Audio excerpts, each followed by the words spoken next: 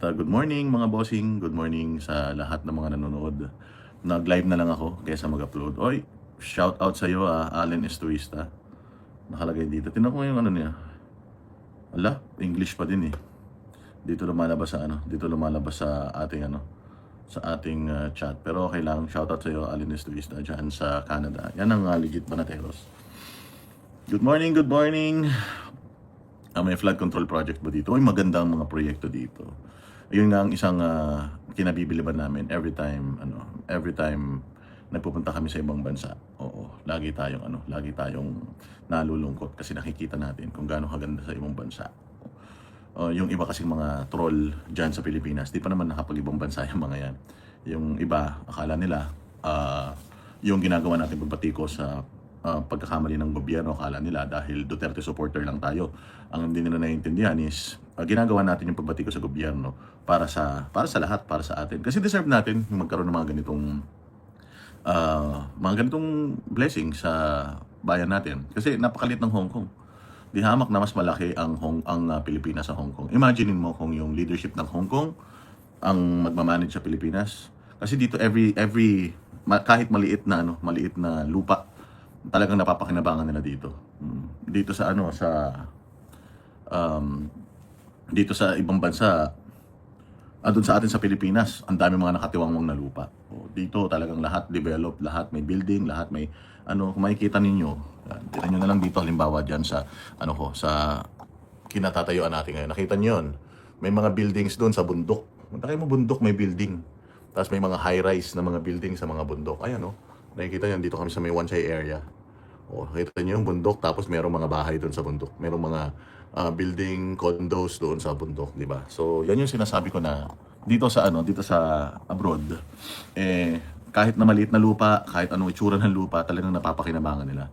And napakagaganda ng mga kalsada rito, napakagaganda ng mga tulay, yung kanilang mga seawall, ang gaganda. Tapos, dito lang sa Hong Kong, maliit ang Hong Kong kung titingnan mo yung mga tourist destinations nila dito sa Hong Kong.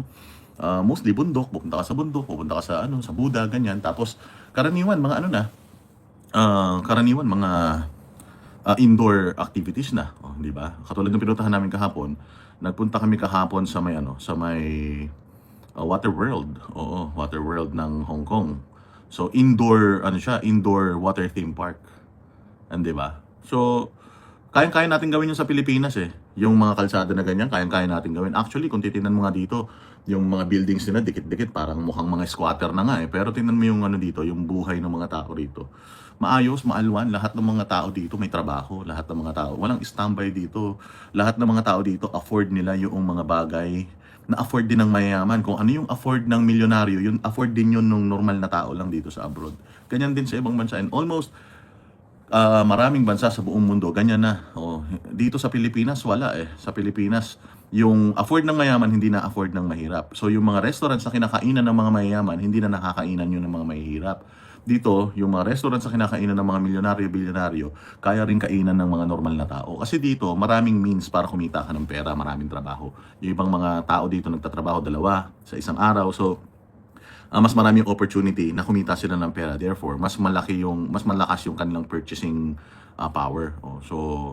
Yung mga dito nga ang mga taxi dito, Tesla, ang mga taxi dito, BMW, Mercedes-Benz, yung mga Uber dito, Tesla, yung mga Uber dito, puros mga EVs na. Ang ganda talaga dito. May maiinggit ka.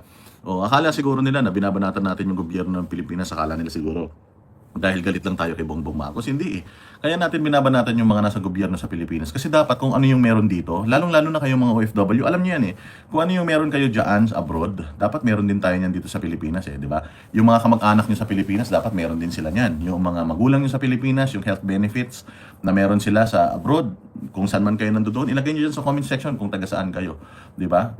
Ano yan, dapat meron din tayo dito. Kasi kung gano'n naman kagagaling yung mga nasa abroad, gano'n din naman kagagaling yung mga nasa Pilipinas eh, di ba? Maraming salamat kay magandang gabi kay Felicitas Soberano dyan sa San Jose, California. Mabuhay ka. Thank you very much. Pasensya na kayo, hindi pa tayo nakakapag-upload ng mga videos.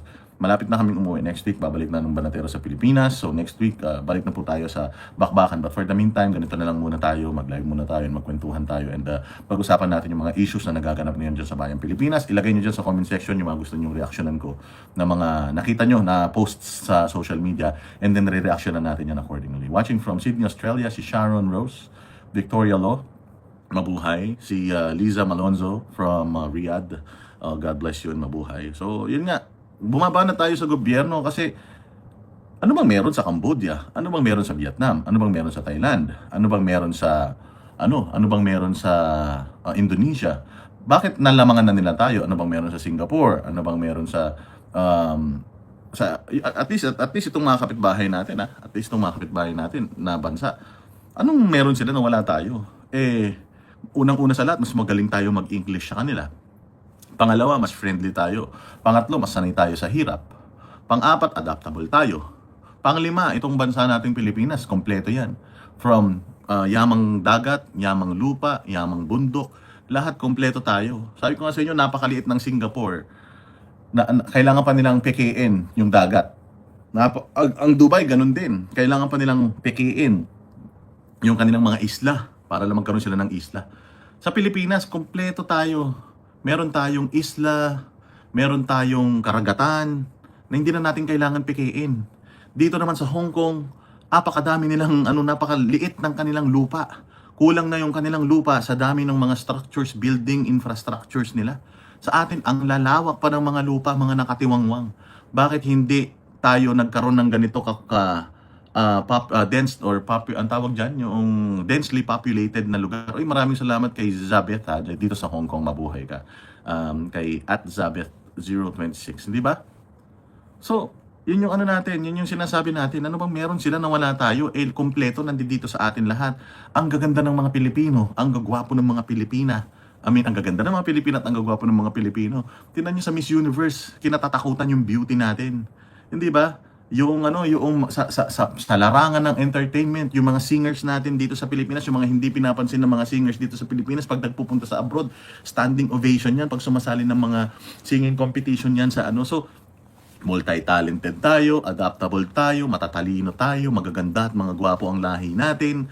Bakit ang hirap-hirap ng bayan nating Pilipinas? Ang problema ba ay nasa tao? Ang problema ba yung geographical location natin? Ang problema ba yung ating mga lupain? Ang problema natin, tama ka dyan, Jane Santos, ang problema natin yung mga inilalagay nating mga tao sa gobyerno, puros mga magnanakaw puros mga kawatan. Yun ang problema natin. Bumabanat tayo sa mga nasa gobyerno kasi supposedly inilagay natin yung mga tao dyan sa gobyerno para magtrabaho para sa atin. Inilagay natin sila dyan para ma-experience natin yung mga na-experience natin sa ibang bansa. Ako ba? Gusto ko bang pumunta ng Hong Kong para maranasan ito? Gusto ko pa bang pumunta ng Japan?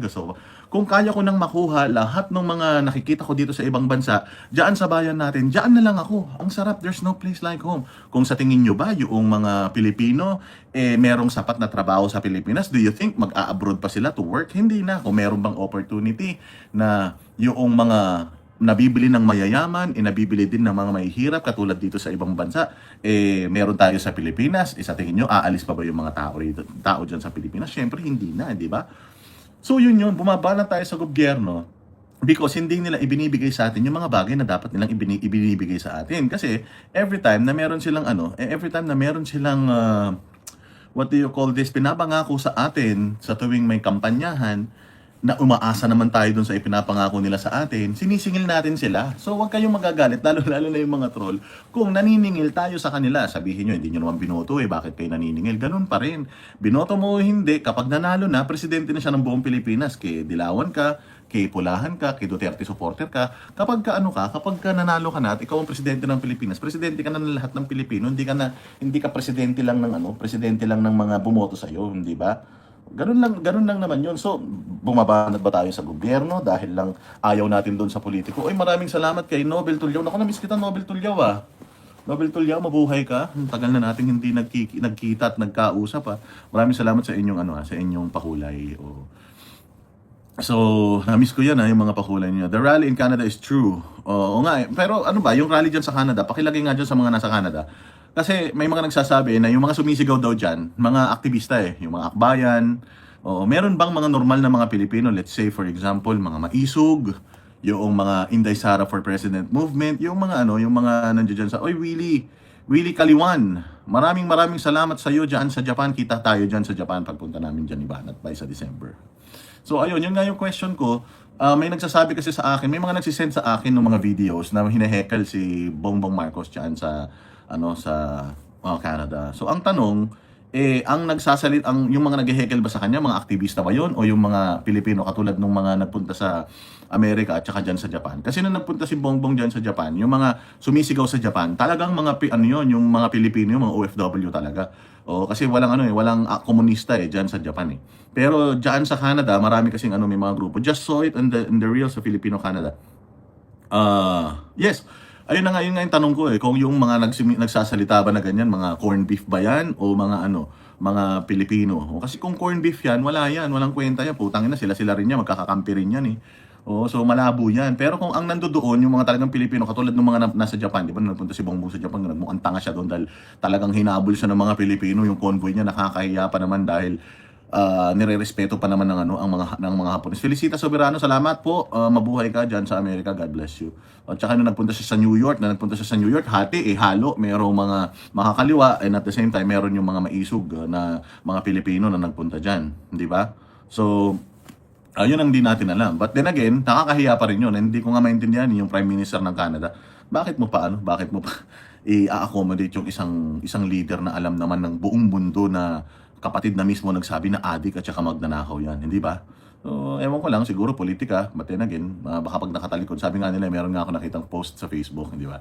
Sabi nga nung post sa Facebook, dati nagpadala ang Canada ng basura sa atin, ngayon naman, ibinalik na natin yung basura sa kanila, kasi ibinalik na si Bongbong Marcos, which is basura. Alam nyo, pwedeng i-control ng Marcos administration yung kanilang comment section. Pwede na lang patayin yung comment section. Pero mga bossing, grabe doon mismo sa Facebook page ng Prime Minister ng Canada. Oo, grabe. Nobel Tulio, thank you very much again. I miss listening and or watching to you every time I eat my breakfast. Thank you very much, Ma'am Nobel Tulio. Mabuhay ka. Ito yung kaibigan ko diyan sa Amerika na na every morning kasama natin yan. Kaya lang hindi na tayo masyadong nakapag-live. Pero mas maganda pa rin naman yung mga ina-upload natin. Thank you very much, Tita Nobel Tulio. Mabuhay ka. I miss you. Nagkita kami nito sa saan ba tayo nakita sa California? Tayo ni Boss Radel. Oy, putra guys, mabuhay ka. Ito na yung mga 2x2 mga kaibigan kong mga 2x2. Na-miss nyo ba ang live stream natin? I only speak English so I can understand because I have some Filipino colleagues. Hindi kasi itong ewan ko, itong chat ng YouTube ko naging English hindi teka, titignan ko dito. Chat. Wait lang wala hindi na hindi ko natatranslate siya sa English Saan ba tayo? Ayan, si Bongbong dyan sa Canada. Oo. Wala namang nagmumukhang tanga lang yan dyan. Yung basura natin, itinapon natin. Yun nga, tinitingnan ko yung comment section doon sa Facebook nung Prime Minister nila. Grabe. Talagang dinagsa. Sinabi na, sayo na yan. Iyan nyo na si Bongbong. Huwag nyo nang iuwi sa inyo na yan. Total naman, inaasikaso nyo sa inyo na yan. Pero, ayun medyo parang dati kasi nagkaroon ng boycott na nangyari dyan sa McDonald's, tandaan ninyo. Nung si Vice Ganda bumibira sa mga Duterte, tapos siya ang endorser ng McDonald's. Tapos if I'm not mistaken, talagang medyo nag-dip yung sales ng McDonald's dahil doon. At ngayon naman, Jollibee. Bumisita kasi dyan sa Jollibee yung basurang presidente natin, yung pinakawalang kwentang presidente natin.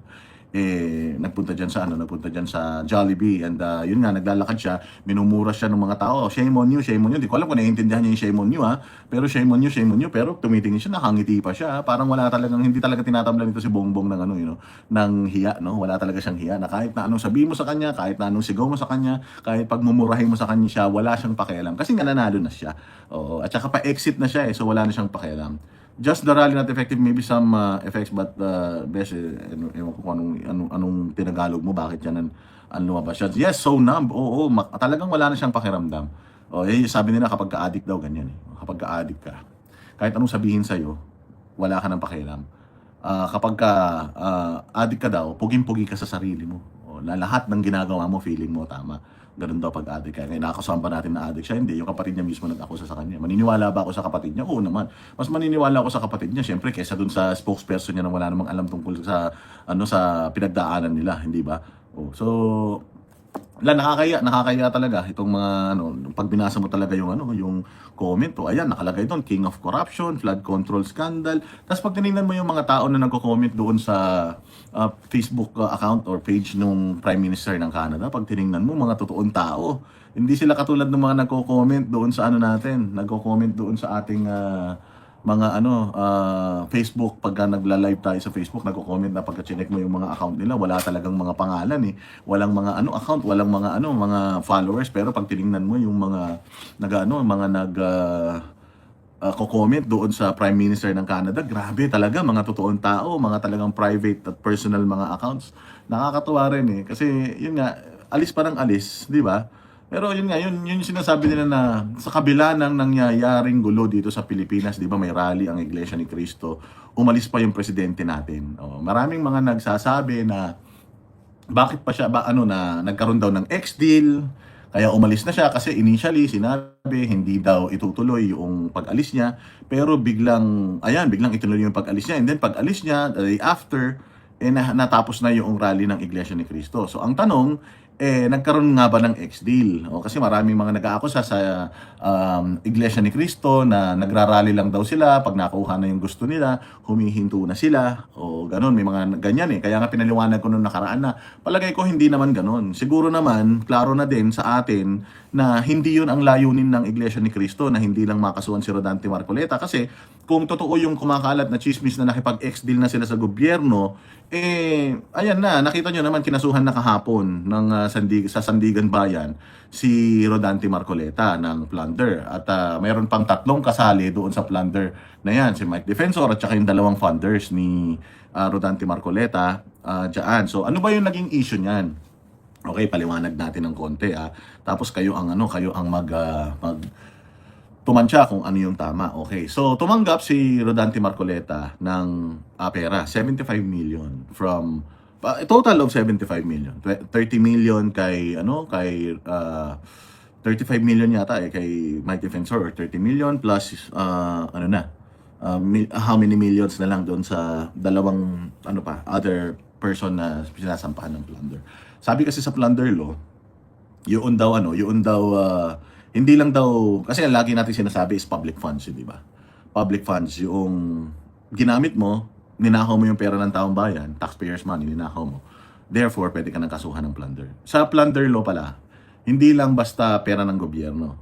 Pagka meron kang ill-gotten wealth, meron kang tumanggap ka ng regalo, tumanggap ka ng kickback, plunderous yan. So, regalo. Pag ang regalo na natanggap mo, ang pera na natanggap mo, or ang kickback mo is more than 50 million, ayan na, dyan na ngayon papasok dyan sa plunder. Okay, paano ba nagkaroon ng problema dito? Nagkaroon ng problema dito mga bossing.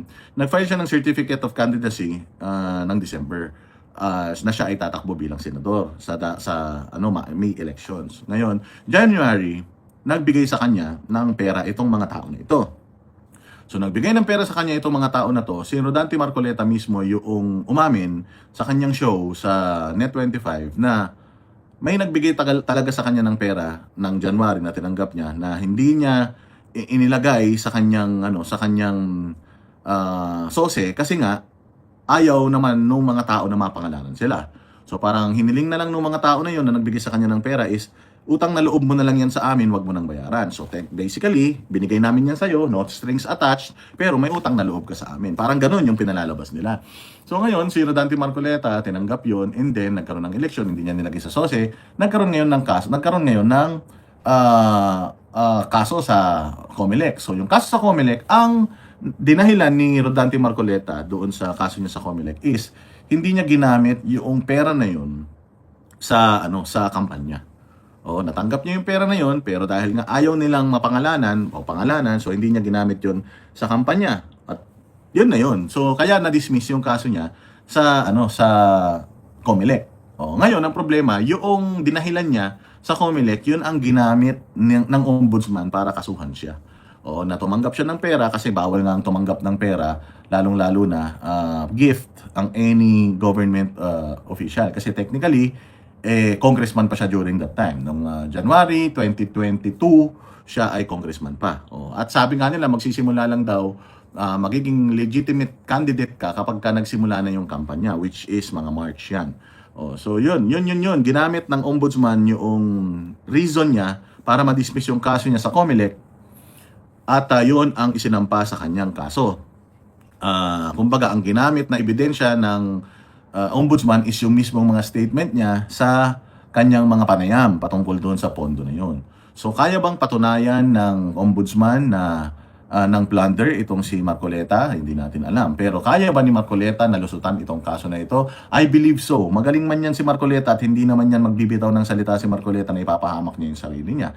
So alam naman din natin na talagang ang motivation ng ombudsman is mabawasan talaga yung mga senador sa minority, yung senador na mga kaalyado ni Alan Peter Cayetano para dyan sa nalalapit na impeachment. Pero delikado ba si Marcoleta rito? Sabi naman ni Marcoleta, hindi naman siya natatakot makulong. So kung hindi siya natatakot makulong and nakita natin na kinasuhan naman siya ng ombudsman, ibig sabihin, ano na yon, moot na yung issue, chismis na itong mga kapatid natin sa Iglesia ni Cristo ay huminto dahil nagkaroon na ng ex-deal. Bakit nga ba huminto yung Iglesia ni Cristo? Magastos din kasi yan, mga bossing. Napakahirap din kasi. Sabi ni Franzo Madrid, what if it was given voluntarily and not asked for? It's the same thing. Kapag tumanggap ka, if you're a government official, tumanggap ka ng pera in a form of whatever, gift or whatever, basta hindi mo siya dineclare, ill-gotten wealth daw yun. So, kaso daw yun. So, in the case of Marcoleta, kung ikaw ay congressman, tumanggap ka ng regalo, kasi bawal na bawal talaga yun, yung tumatanggap ka ng regalo. Kahit daw ano lang yan, kahit relo, kasi yan pwedeng abusuhin yan na halimbawa yung kickback mo, idadaan na lang as regalo. So, kung legal na tumanggap ang isang politiko ng regalo, ibig sabihin, madali siyang makukurap. Pwede siyang mabili, hindi ba? Yung mga nila. Marcos has heaps of acceptance. Good morning. We are, ano pa ba yung mga, niya? Boss, is Boying's evidence strong? Yan? Pag tinanggap yan, kasi, ganito, pag tinanggap yan ng Sandigan Bayan, ibig sabihin may probable cause.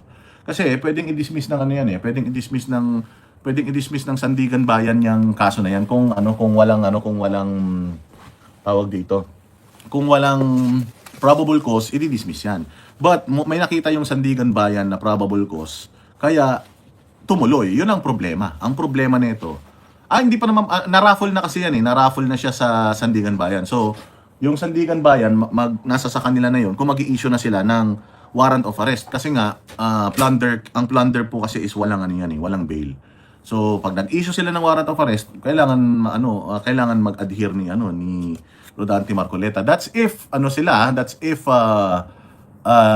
yung kasi magkaano pa yan magsasagutan pa yan doon nga tayo naiinis hindi ba? Naiinis nga tayo kasi supposedly dapat magsasagutan pa yan bago mag-issue ng ng warrant Pero ang nangyari kasi kay Bong Revilla at kay Jinggoy Estrada is hindi nila alam na may kaso sila, hindi nila alam kung ano yung kinakaso sa kanila, hindi pa sila pinapasagot doon sa mga ikinakaso sa kanila, ikinulong na sila. Yun ang problema. Why did other politicians accept donation? Like the mayor allegedly donated 240 million to BBM. Ayun na nga, dyan na nga lumalabas yung double standards sa sa ombudsman. Kasi wala namang actually complainant kay Rodante Marcoleta di ba? Ang mismong itong ombudsman yung gumawa ng investigasyon para makasuhan si Marcoleta. Na katulad din kay Inday Sara, di ba? Sinisilip nila yung confidential funds ni Inday Sara. Pero kung titingnan mo, mas malaki yung confidential funds ni Bongbong Marcos. At kung pag-aaralan mo, mas lalong walang napupuntahan yung confidential funds ni Bongbong Marcos compared kay Inday Sara, 'di ba? Wala talaga, as in, mantakin mo si John Vic Rimulya, nang hihingi pa siya ng tulong sa mga OFW para lang malocate si Zaldico. O nakita nyo, ang Sandigan Bayan, anong ginawa ng Sandigan Bayan sa kaso ni Zaldico? In-archive na nila yung kaso ni Zaldico. Ibig sabihin, itinago na nila, hindi na gumagalaw, wala nang patutunguhan yung kaso niyo, kaya in-archive. So, ibig sabihin, wala na. Hindi na nila ipupursue si Zaldico. Kumbaga, si Zaldico, kapag umuwi na lang siya sa Pilipinas, doon na lang siya huhulihin kasi meron siyang pending na kaso rito. Pero yung itatrabahuhin pa ba siya? Hahanapin pa ba siya? Hahantingin pa ba siya? Hindi na. Bakit? Kasi nga, yung ombudsman, ay yung Sandigan Bayan, inarchive na yung kanyang kaso eh. So mabalik tayo doon sa mga tumatanggap ng mga politiko ng gift katulad ni Bongbong Marcos na tumanggap kay Lagdameo. Yun talaga ang pangit kasi tumanggap siya ng 240 million kay Lagdameo tapos naging cabinet secretary naging special assistant to the president si Lagdameo. Si Mel Robles na kaibigan din nila, nagbigay din ng 50 million yata. Tapos biglang naging secretary ng PCSO or basta napunta siya sa PCSO. Si Laurel Tiu na nasa Department of Agrarian Reform or DAR, Department of Agriculture pala, DA. Nagbigay din sa kanya ng donasyon tapos ayan na. Naging DA secretary na. Maraming salamat kay Trixie Bertodazo. Salamat sa iyong pakulay. God bless you dyan sa Europe. Thank you very much sa inyong appreciation sa ating pagla-live. So, ayun, double standards talaga ng gobyerno. Sana kung inimbestigahan nila si Marcoleta, sana imbestigahan din lahat ng mga tumatanggap ng campaign donation, campaign funds. O kaya tumatanggap ng pondo. Kasi tingnan mo, kung bibigyan mo ng weight, kung titingnan mo yung weight ng kasalanan, kung talagang may kasalanan si Rodante Marcoleta, hindi naman tumanggap si Rodante Marcoleta ng pera ng taong bayan. Hindi naman siya tumanggap ng pera galing sa DPWH. Hindi naman siya tumanggap ng pera galing sa mga proyekto. Tumanggap siya ng pera galing sa mga tao para na ang ibig sabihin ng pera na yun is utang na loob. So para sa akin, na kung totoong nangyari yun, na violate niya yung pagtanggap ng regalo na violate niya. Pero kung titingnan mo, may naagrabyado ba ng mga Pilipino? May ninakaw ba na pera ng taong bayan? Galing ba, ito bang mga tinanggapan niya ng pera? Kung meron, kung totoo, ito bang mga tinanggapan niya ng pera, nakinabang ba sa kanya nung siya ay congressman? Nakinabang ba sa kanya nung siya ay, senador? Kasi kung titingnan mo yung kay Erwin Tulfo, ang nagbigay sa kanya ng campaign funds, kontratista ng gobyerno. O yun, may conflict of interest. Si Mike Defensor ba, meron bang kontrata sa gobyerno? Kontratista ba siya? Taga DPWH ba siya? Hindi. Let's say for example, totoong tumanggap si Marcoleta. Naka-apekto ba yun sa buhay ng mga Pilipino? Yung tinanggap ba niya na pera? Galing ba sa nakaw yun? Legitimate naman itong mga negosyante na ito. Pera nila yung ibinigay nila sa kanya. Hindi naman pera ng gobyerno na nilaban nila tapos ibinalik sa kanya katulad nung kay Janet Lim Napoles, di ba? Kasi yung kay Janet Lim Napoles, pera ng gobyerno yun. Nilagay sa NGO niya. Tapos nilabhan yung pera, ibinalik sa senador. Ganun ang nangyari nung kay Janet Lim Napoles. At involved si Bongbong Marcos dyan sa Napoles scandal na yan. Hindi ba? So, double standards talaga. Anong mas ipaprioritize ko? Yung kaso ni Martin Romualdez na tumanggap ng pera galing sa flood control scandal, tumanggap ng pera galing sa DPWH, diniliber ng 18 o 22 Marines, tumatanggap ng mga mali-malitang pera. Ano mas aasikasuhin ko? Yung gumastos ng pera ng taong bayan, tumanggap ng pera galing sa pera ng taong bayan, o tumanggap ng pera galing sa pribadong sektor? Sinong unahin ko? Parehas lang na labag sa batas. Pero kung titingnan mo, mas may bigat yung paglabag sa batas ni Romualdez dahil tumanggap siya ng pera galing sa pera ng taong bayan. Di ba? Ganun lang naman yun . So, dapat, ang inuuna, hindi ko naman sinasabi na hindi dapat kasuhan si Marcoleta. Ang sinasabi natin dito, dapat si Martin Romualdez ang inuuna nila. Si Sandro Marcos dapat yung inuuna nilang imbestigahan. Dahil ang una nilang iniimbestigahan, si Kimbo, lumabas yung pangalan ni Kimbo dyan. Siya ang Appropriations Committee Chairman na pumalit kay Zaldico at nagpasa ng 2026 budget, di ba? So dapat yan yung mga inuuna. Sino pa? Yung mga nakatanggap ng maleta di umano. Halimbawa, si Trillanes naman kasi hindi na siya taga-gobyerno nung tumanggap siya ng pera galing dito sa flood control, pero planderous pa din yan kasi pera ng taong bayan pa rin yan kung totoong may tinanggap siya. Tapos sino pa ba yung mga tumanggap? Yung sila Abante. Tapos yung namatay daw na ako, may tinanggap din yun, patay naman na yan. So, hindi na rin natin pwedeng singilin yan. But marami pang mga buhay na mga congressman na nakatanggap di umano ng pera galing sa flood control scandal. Bakit hindi yun ang kinakasuhan? Bakit mo kakasuhan si Rodante Marcoleta na tumanggap siya ng pera galing sa mga pribadong tao? Hindi ba? So, yun ang yun ang isang malaking problema doon, yung yung double standards talaga. Alam naman natin na ang gobyerno natin ganyan naman talaga. At alam naman natin na talagang kaya kinakasuhan si Rodante Marcoleta, it's because naging critical siya kay Ping Lacson. And si Ping Lacson talagang inaano siya, pinepersonal talaga siya ni Ping Lacson kasi okay na Senado pero si Ping Lacson hindi pa rin humihinto ng pag-atake kay Rodante Marcoleta. Kaya kasi inaatake ni Ping Lacson si Rodante Marcoleta kasi ibinisto ni Rodante Marcoleta si Ping Lacson kung gaano siya kakorap, kung gaano pinagtakpan ni Ping Lacson itong mga magnanakaw sa pera ng taong bayan sa flood control scandal diyan sa kanyang Blue Ribbon Committee. In-expose yan ni Marcoleta. Kaya humingi ng tulong itong si Lacson sa kanyang fellow Caviteño, di ba? Taga Cavite yan si Lacson. Tapos Cavite itong si Boying Remulla. Cavite din itong Department of Justice. O kita mo, di ba? So humingi siya ng tulong para idiin ito si Marcoleta, para ipahiya si Marcoleta. Akala siguro ito ni Ping Lacson, bakla si Marcoleta katulad niya, nauurong at magtatago. Pero sabi nga ni Marcoleta ready siyang makulong para lang maipakita sa taong bayan talagang pinaglalaban niya yung karapatan ng mga Pilipino na hindi dapat manakawan ng mga nasa gobyerno. So yan ang malaking issue natin dito ngayon, yung pagiging double standards. Oy, Anharot, mabuhay ka ha. Thank you very much sa iyong panonood. God bless you. At sa mga yung mga nanonood ngayon, meron 1,160 nanonood, like po tayo.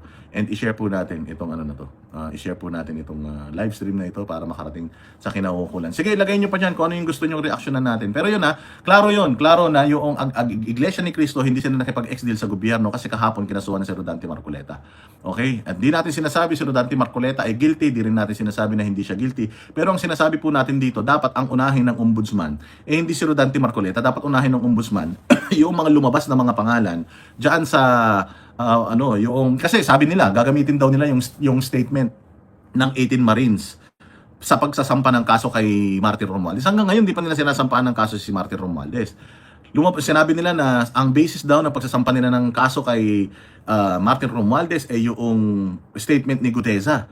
Hanggang ngayon hindi pa rin nasasampahan ng kaso si Martin Romualdez. Bakit? Natatakot ba kayo doon sa sinabi ni Martin Romualdez na if I go down, I will not go down alone? Madadamay ba kayo dyan? Kaya yan nga sabi, selective justice and selective injustice. Tama yan, sinasabi. Selective justice is injustice. Yan ang sinasabi ni Maureen de Castro. Totoo yan. Totoo yan. Boying, as time goes on, become more of a demon. Sabi ko nga, papaanong Jesus ang pangalan mo, pero ang ugali mo, Satanas.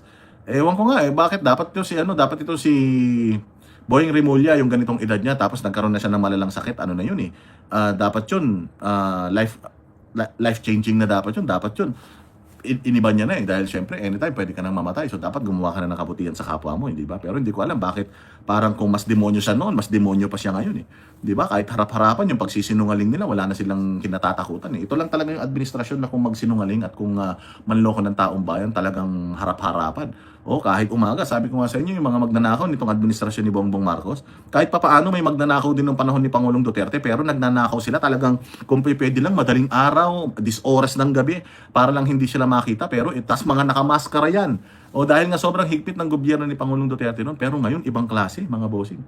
Ibang klase yung pagnanakaw na ginagawa ng mga ng mga nasa gobyerno ni Bongbong Marcos. Kahit umagang-umaga, kahit sa harap ng maraming tao, walang mga maskara yan, putya, nakagayak ng maayos yan, ninanakawang kaharap-harapan, kahit alam mo yung mga daga na sa sobrang sanay na sila sa tao, kahit bugawi mo, hindi tumatakbo yung daga. Ganun na yung mga congressman at saka mga senador na yun, na grabe kung magnakaw, harap-harapan, kitang-kita ng tao, sinisigawan ng tao, hindi pa rin sila talaga humihinto Alam mo yun, hanggat walang nabibitay sa mga buwaka ng ina niyan, hindi talaga hihinto sa pagnanakaw yung mga putang ina, Kailangan talaga may mabitay kailangan talaga may bigtiin Diyan sa Plaza Miranda para oy, Mel Yamat, salamat sa'yo, nakakalungkot na umuwi ng Pilipinas. Wag kayong malungkot umuwi ng Pilipinas. Good luck and happy streaming. Boss Dada, laban lang, sabi ni Vince TV. Oy, maraming salamat Vince TV at kay Mel Yamat ha.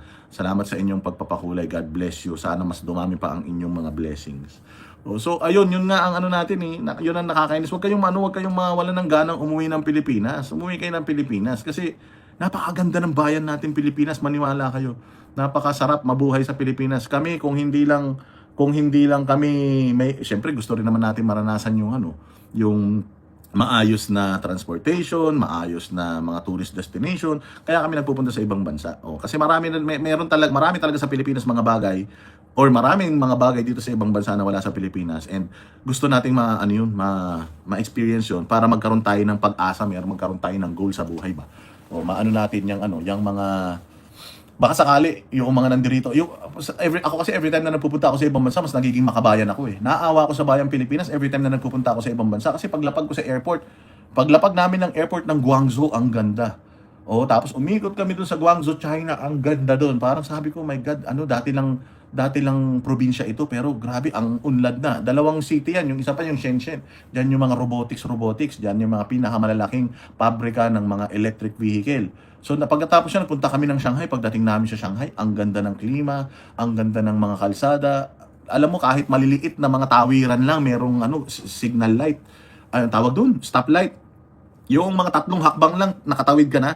Yung mga tao, disiplinado, inaantay talaga nila na mag-walk sign bago sila tumawid. So dito dyan sa atin sa Pilipinas, may overpass na, tumatawid pa rin sa kalsada yung mga tao, wala talagang kadisiplina eh. Doon talaga sa China, grabe sa may Shanghai, ang ganda ron. Tas ang daming tao, ang daming turista. Dati nakikita ko yung ganun kadaming turista sa Pilipinas. Ngayon wala na. Wala ka na makikitang turista sa Pilipinas, puros terorista na yung mga nasa Pilipinas, putang ina niyan. Wala na talaga mga hayop na yan. Tas pagkatapos namin Shanghai, nagpunta kami ng Beijing. Pagdating namin ng Beijing, iba na naman yung feel doon. Medyo mahigpit, medyo parang hindi ka makakilos kasi nandoon yung gobyerno nila. Tapos medyo mahigpit doon, nag-check sila ng mga ID ng mga tao doon. Kasi nga maraming mga siguro nandoon nga yung mga government agencies nila, baka yung mga spy baga. But malls nila, yung mga shopping malls nila, yung mga brands doon, grabe, ang gaganda. Yung transportation, taxi, walang taxing kupal doon. O napansin ko lang sa China, hindi sila mahilig sa malamig. Mainit yung mga taxi nila. I mean, hindi sila mahilig maglakas ng aircon. Kahit yung mga hotel nila, hindi mahilig. Ang mga Chinese, mahilig sila sa maiinit na, pag umorder ka ng drinks, laging mainit yung ibibigay sa'yo, walang ibibigay sa'yo na malamig. Kasi hindi daw healthy yung malamig. Kaya mainit, maligamgam yung mga iniinom nila doon. Aside from that, wala kaming ibang problema nakita dyan sa mga bansa na yan bukod sa, yun nga, hindi sila masyadong mag-aircon dito. Tapos after, punta kami ng Hong Kong, ang ganda ng airport sa Beijing, grabe, ang ganda ng airport sa Shanghai. Actually, hindi kami nag-airport sa Shanghai. Nag-train pala kami. Ang ganda ng train nila. 8 oras yung biyahe namin sa train. Unang biyahe namin, 7 hours. Yung pangalawang biyahe, 6.5 hours. I mean, mag-live yung train na sinakyan namin, yung nakalutang. Hindi mo nararamdaman yung release. Grabe, ang sarap sa pakiramdam na sana meron na tayong ganyan na mga technology sa Pilipinas kasi ang Indonesia meron, ang Malaysia meron, yung ibang mga bansa, kapitbahay natin meron, tapos tayo wala. So alam mo yun, iwan na tayo. Kaya ako nagiging makabayan ako lalo pag pupunta ako ng ibang bansa kasi naiinggit ako eh. Naiinggit ako, gusto kong magkaroon ng yung nakikita ko dito sa ibang bansa, gusto kong magkaroon din sa atin. And kung hindi man magkaroon sa atin ng mga meron dito, at least bawat Pilipino sana magkaroon ng luxury opportunity para makapag-travel abroad. Kasi kaming mga banateros, kahit papaano, nakakaipon kami, kahit papaano, talagang kami, masinop kami sa pera, kaya nakakaipon kami, kaya nakakapagbiyahe kami. Pero paano yung iba ng mga Pilipino na hindi may experience, hindi na nga nila kayang ma-experience sa Pilipinas itong mga magagandang bagay, wala pa silang means para ma-experience yan, makapunta man lang ng ibang bansa at ma-experience. Pantakin mo, mula Pilipinas hanggang Hong Kong, ang lapit lang yan, 2 oras lang yan na eroplano or 1.5. Ang nakakatawa pa, mas mura pa yung pamasahe sa Hong Kong kaysa magpunta ka ng Boracay, Siargao, Davao. Ang mamahal ng pamasahe dyan. Pag pumunta ka ng Hong Kong, may mga promo fare dyan, 8,000, balikan, meron na yan. Diba? So yun yung ibig ko sabihin na hindi lahat ng mga Pilipino may opportunity na makapunta abroad para maranasan itong first world country feels. So sana dumating tayo dun sa punto na kung wala man tayo ng bullet train sa Pilipinas, at least man lang maranasan ng mga Pilipino makasakay ng bullet train sa ibang bansa. O yung problema, kahit pamasahe papunta ng Hong Kong, wala yung mga Pilipino eh. O hindi ba? So wala talaga, sobrang hirap ng buhay ng mga Pilipino. Alam niyo kung bakit? Pero kung titingnan mo, buhay nila Tulfo, grabe. Buhay ng pamilya ni Tulfo, grabe. Buhay kung paano mamuhay yung mga Tulfo na yan, di ba? Yung Tulfo na tinakbuhan niya yung kanyang anak, ang dami-daming anak, tinakbuhan yung kanyang anak, nag-asawa ng pangit, tapos yun yung kanyang tinuluyan, hindi ba? Itong Erwin Tulfo na ito na sabi nga ni Jay Sonza, ang tagal ko nang naging presidente pa ako ng news outlet, pero hindi ako nagkaroon ng 600 million sa bangko ko. So saan galing yung 600 million ni Erwin Tulfo? Hindi naman siya, puchok lang naman siya na reporter. Paano siya nagkaroon ng ganung kalaking pera? Alam niyo, ang problema sa bayang Pilipinas is corruption talaga. Corruption, sobrang dami ng pera natin sa Pilipinas, kaya sobrang dami ng kinukorrupt nila. Yun ang problema natin. Rapi Tulfo's life is like a chick. Parang manok. Totoo yan. Anharot. I worked here in Hong Kong for 5 years. The trains are, kahapon. Nag-train lang kami. From Wan Chai to basta nag-trend lang kami, grabe, ang ganda talaga ng train system nila dito sa Hong Kong. Eh, lalong-lalo na dyan sa Japan. Alam niyo pagka nagpunta kayo sa Japan, yung buong Tokyo maiikot ninyo dahil sa ganda ng dahil sa ganda ng transportation sa Japan. Hindi nyo na kailangan ng sasakyan. O kung makikita ninyo, sa Japan, walang masyadong nagdadrive ng kotse doon. Talagang nakadepende sila sa mass transportation, yung kanilang mga subway. O hindi ba? Diyan sa Pilipinas, meron tayong subway. Kauna-unahan na subway sa Pilipinas, proyekto ni Pangulong Duterte. Hanggang ngayon, dapat 2028, tapos yun eh. Doon sa forecast nila Pangulong Duterte, nung pinondohan nila yan, 2028, mapapakinabangan na yung subway. Pero hanggang ngayon, wala pa rin. Nag-iisa na nga lang, hindi pa pinondohan ng putang inang gobyerno na yan, hindi ba? So, yun yung nakakabisit dyan. Sabi nga dito, I'm the same way, boss, that I'm here down under, and I always ask myself, why the Philippines can't move forward? O, dyan sa Australia, ganda din dyan. Yun nga, dahil yan sa corruption, dapat matuto na talaga tayo, mga bossing. Dapat talaga matuto na tayo na magboto ng mga tamang kandidato. And, sa Monday, magsisimula na yung impeachment kay VP Sara. Ayan. Excited ba kayo?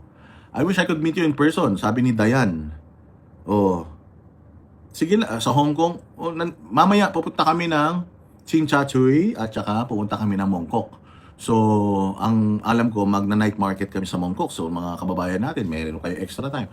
Makikita nyo kami dyan sa Mongkok. Maingay si Sir Jack. Makikita at makikita nyo kami. So, kita lang tayo dyan. Wala namang problema. Pabalik na kami ng Pilipinas, mga bossing, in the next couple of days. Pag gagawin na lang namin is mamimili na lang kami ng mga pampasalubong namin sa mga mahal natin sa buhay, tapos maglalaban na lang kami para pag-uwi. Diretso trabaho na, bakbakan na ulit, hindi ba? Oh, Englishing yung comment, Bright Naria, no? Hindi ba uwi ka ng Pilipinas? PM mo ako pag nasa Pilipinas ka. English yung comment, hindi ko nga alam bakit English yan. Siguro sa region eh, pero tinatry ko na i-convert. Hindi, ayaw. Go to South Korea. Again, South Korea, okay naman ako, pero I'd rather go to Japan than go to South Korea. Sorry sa mga taga South Korea. Pero kung pupunta rin lang ako ng South Korea, parehas lang yung pamasahe, parehas lang yung travel time, parehas lang yung gastos. I'd rather go to Japan. Iba talaga ang Japan. Para sa akin, I've been to the US, I've been to Europe, I've been to dito sa Asia, nakapagpunta na rin ako ng Middle East, pero ayun, Japan pa rin talaga. Japan pa rin talaga is the best. China is a different breed, different feel ng country. Oo. Siguro yung feel pagdating sa technology, pagdating sa infrastructure, pagdating sa experience ng pag-travel, sobrang ganda ng China. Pero ang napansin ko lang sa China, hindi siya mura. In-expect ko na mura ang mga bilihin sa China, but hindi. Mas mahal siya. Actually, mas mahal ang pera ng China kaysa dito sa Hong Kong. So, kung pupunta ka ng China versus Hong Kong, mas malaki ang gagastusin mo sa China versus dito sa Hong Kong. Mas mababa ang pera nila dito sa Hong Kong. And pagdating naman sa tao, mas kupal yung mga tao dito sa Hong Kong compared sa China. Sa China, walang pakialam yung mga tao doon eh. Oo. So, ano pa ba? Japan talaga. Oo. Iba ang disiplina. Hindi, sa China din, grabe din ang disiplina. Oo. Japan, pero para sa akin talaga, kumpleto ang Japan. Masarap ang pagkain, hindi masyadong mahal, maganda ang klima. Oo. Yun ang kagandahan dun sa Japan. Kasi kung, di ba, pinakamalapit yan na nag-snow eh. Yung Korea and yung Japan and yung China, yan yung mga pinakamalapit na lugar sa Pilipinas na gusto maka-experience ng snow. Pero if I'm gonna choose between these three countries, itong Korea, China and Japan, mas at home ako sa Japan. Kasi yung pag nagpupunta ako ng Japan, diyan lang ako sa Tokyo. Maliit lang ang Tokyo eh. So, yung China kasi sobrang laki. Sobrang laki ng China na parang kailangan mo ng 1 taon para maikot mo yung buong China. And pagdating naman sa transportation, walang tatalo sa mass transportation ng Japan. So, kasi ako pag nagpupunta ako ng Japan, nakaupo lang ako ganyan, kakakapi lang ako. Talagang ini-enjoy ko lang yung klima. Oh. Tapos in terms of shopping naman, okay din ang shopping sa Japan. Reasonable. Pero syempre, pag shopping, dito talaga sa Hong Kong, pinakamasarap talaga mag-shopping dito sa Hong Kong. Kasi may mga outlet store dito sa Hong Kong na within your reach lang, kaya mong puntahan. Sa Japan naman kasi yung mga outlet store nila, minsan ang lalayo din. And sa China naman, yung luxury items nila doon, sobrang mamahal. Hindi ko alam kung bakit, pero grabe ang mahal doon. Nagulat ako, hindi ko in-expect na ganun kamahal.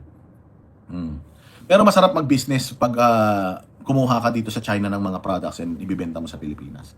Kasi talagang yung China ang hub ng lahat ng mga produkto sa buong mundo. Ganun yan.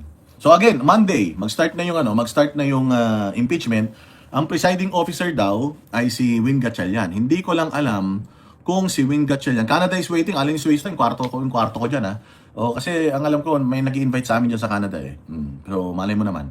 Sa aming Banateros kasi kami lang, ako si Banat Bay, tsaka si Coach Oli lang ang merong US passport, eh. Pag may, US visa, eh. So, may US visa ka, madali ka na makakuha ng Canadian visa. So, yan. So, si Win Gatchalian ang magiging presiding judge. Hindi natin alam kung paano siya magiging presiding judge kung hindi naman siya abogado. Hindi natin alam kung anong mangyayari dyan sa impeachment na yan, pero ito sigurado ako magiging katawa-tawa yung impeachment na yan. Dito mo mamimiss si Miriam Defensor Santiago. Nakakamiss si Miriam Defensor Santiago. Nung panahon kasi ng mga impeachment, nung mga nakaraan, panahon nila, nung si Hilario Davide, nung kay Erap, tapos nung kay Corona, nakita na si Enrile kasi nung kay Corona, eh. Ang gagaling ng mga ang gagaling ng mga senador nung mga panahon na yun. Ang gagaling, puros mga abogado. Putang ina niyan, ngayon magugulat ka. Ang mga judge ngayon, 2 tulpong oplok. 2 tangang tulpo ang senator judge. Sino pa ang mga senator judge ng mga ogag dyan? Putang ina, Risa Ontiveros, si Risa Ontiveros, ito pa, naging senator judge na yun sa, tama ba? Senator judge mo sa hearing ni Justice Corona. But anyways, si Kiko Pangilinan, abogado man niya, pero gonggong din.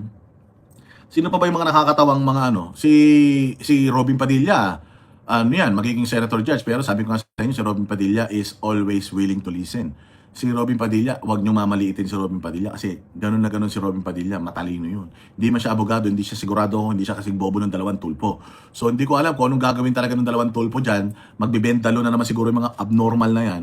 Pero naniniwala naman ako na magaling etong mga abogado ni Inday Sara at sigurado ako mangingibabaw yung talino ng mga abogado niya. Kasi mga bobo man, yung mga, sabi nga nito ni Terry Riton, yung bloodbath, kailangan daw, yung mismo nagsabi ng bloodbath, siya daw mismo yung pupunta doon sa Senado para sa bloodbath. Gago ka ba? Hindi naman abogado si Inday Sara ng sarili niya. Si Inday Sara may mga abogado man. At nakalagay man yan sa rules ng impeachment, bagamat pinaatin nila si Inday Sara, pwedeng hindi umatin si Inday Sara kasi nandiyan naman yung kanyang mga legal counsel. Bakit? Si Erap Estrada ba umatin ba noon diyan sa hearing ng impeachment niya? 'Di ba hindi naman? 2016 Risa became a senator. Okay. So kung 2016 hindi si Corona nung panahon pa ni Pinoy, no. Isa pala si Risa sa mga nagdemanda kay Corona. Ayan, but anyways, ayun nga. So abangan natin, sigurado excited ako diyan. Nandito pa kami sa Hong Kong niyan, eh.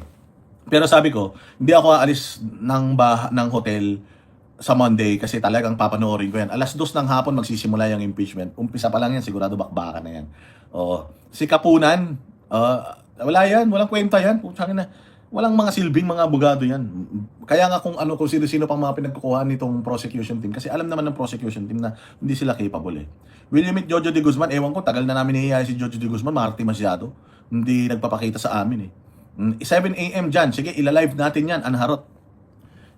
Dito kayo manood, sa channel ko pag nilive natin yung impeachment, ha. Tapos magpakulay kayo, ha. Dapat nagpapakulay kayo para masaya kasi ang dilim-dilim ng comment section natin para masarap basahin pagka makulay-kulay, di ba? Sayang, hindi tayo nakaabot sa mga rally sa Maynila. Pero huwag kayo mag-alala kasi naka-receive tayo mga bossing ng information coming from a very reliable source na yung paghinto ng Iglesia ni Cristo is not hindi yan, yun na yung huli. Hindi.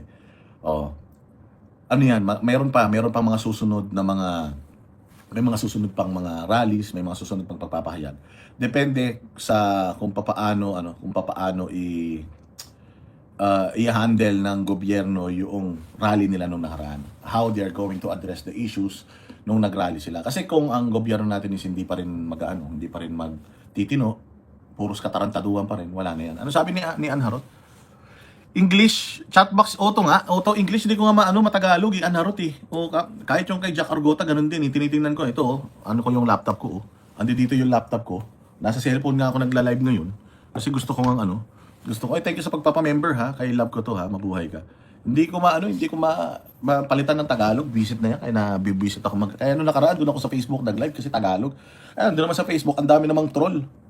Hindi ka na makapag-focus sa pagko-content dahil sa dami ng mga troll. Walang hiya na yan.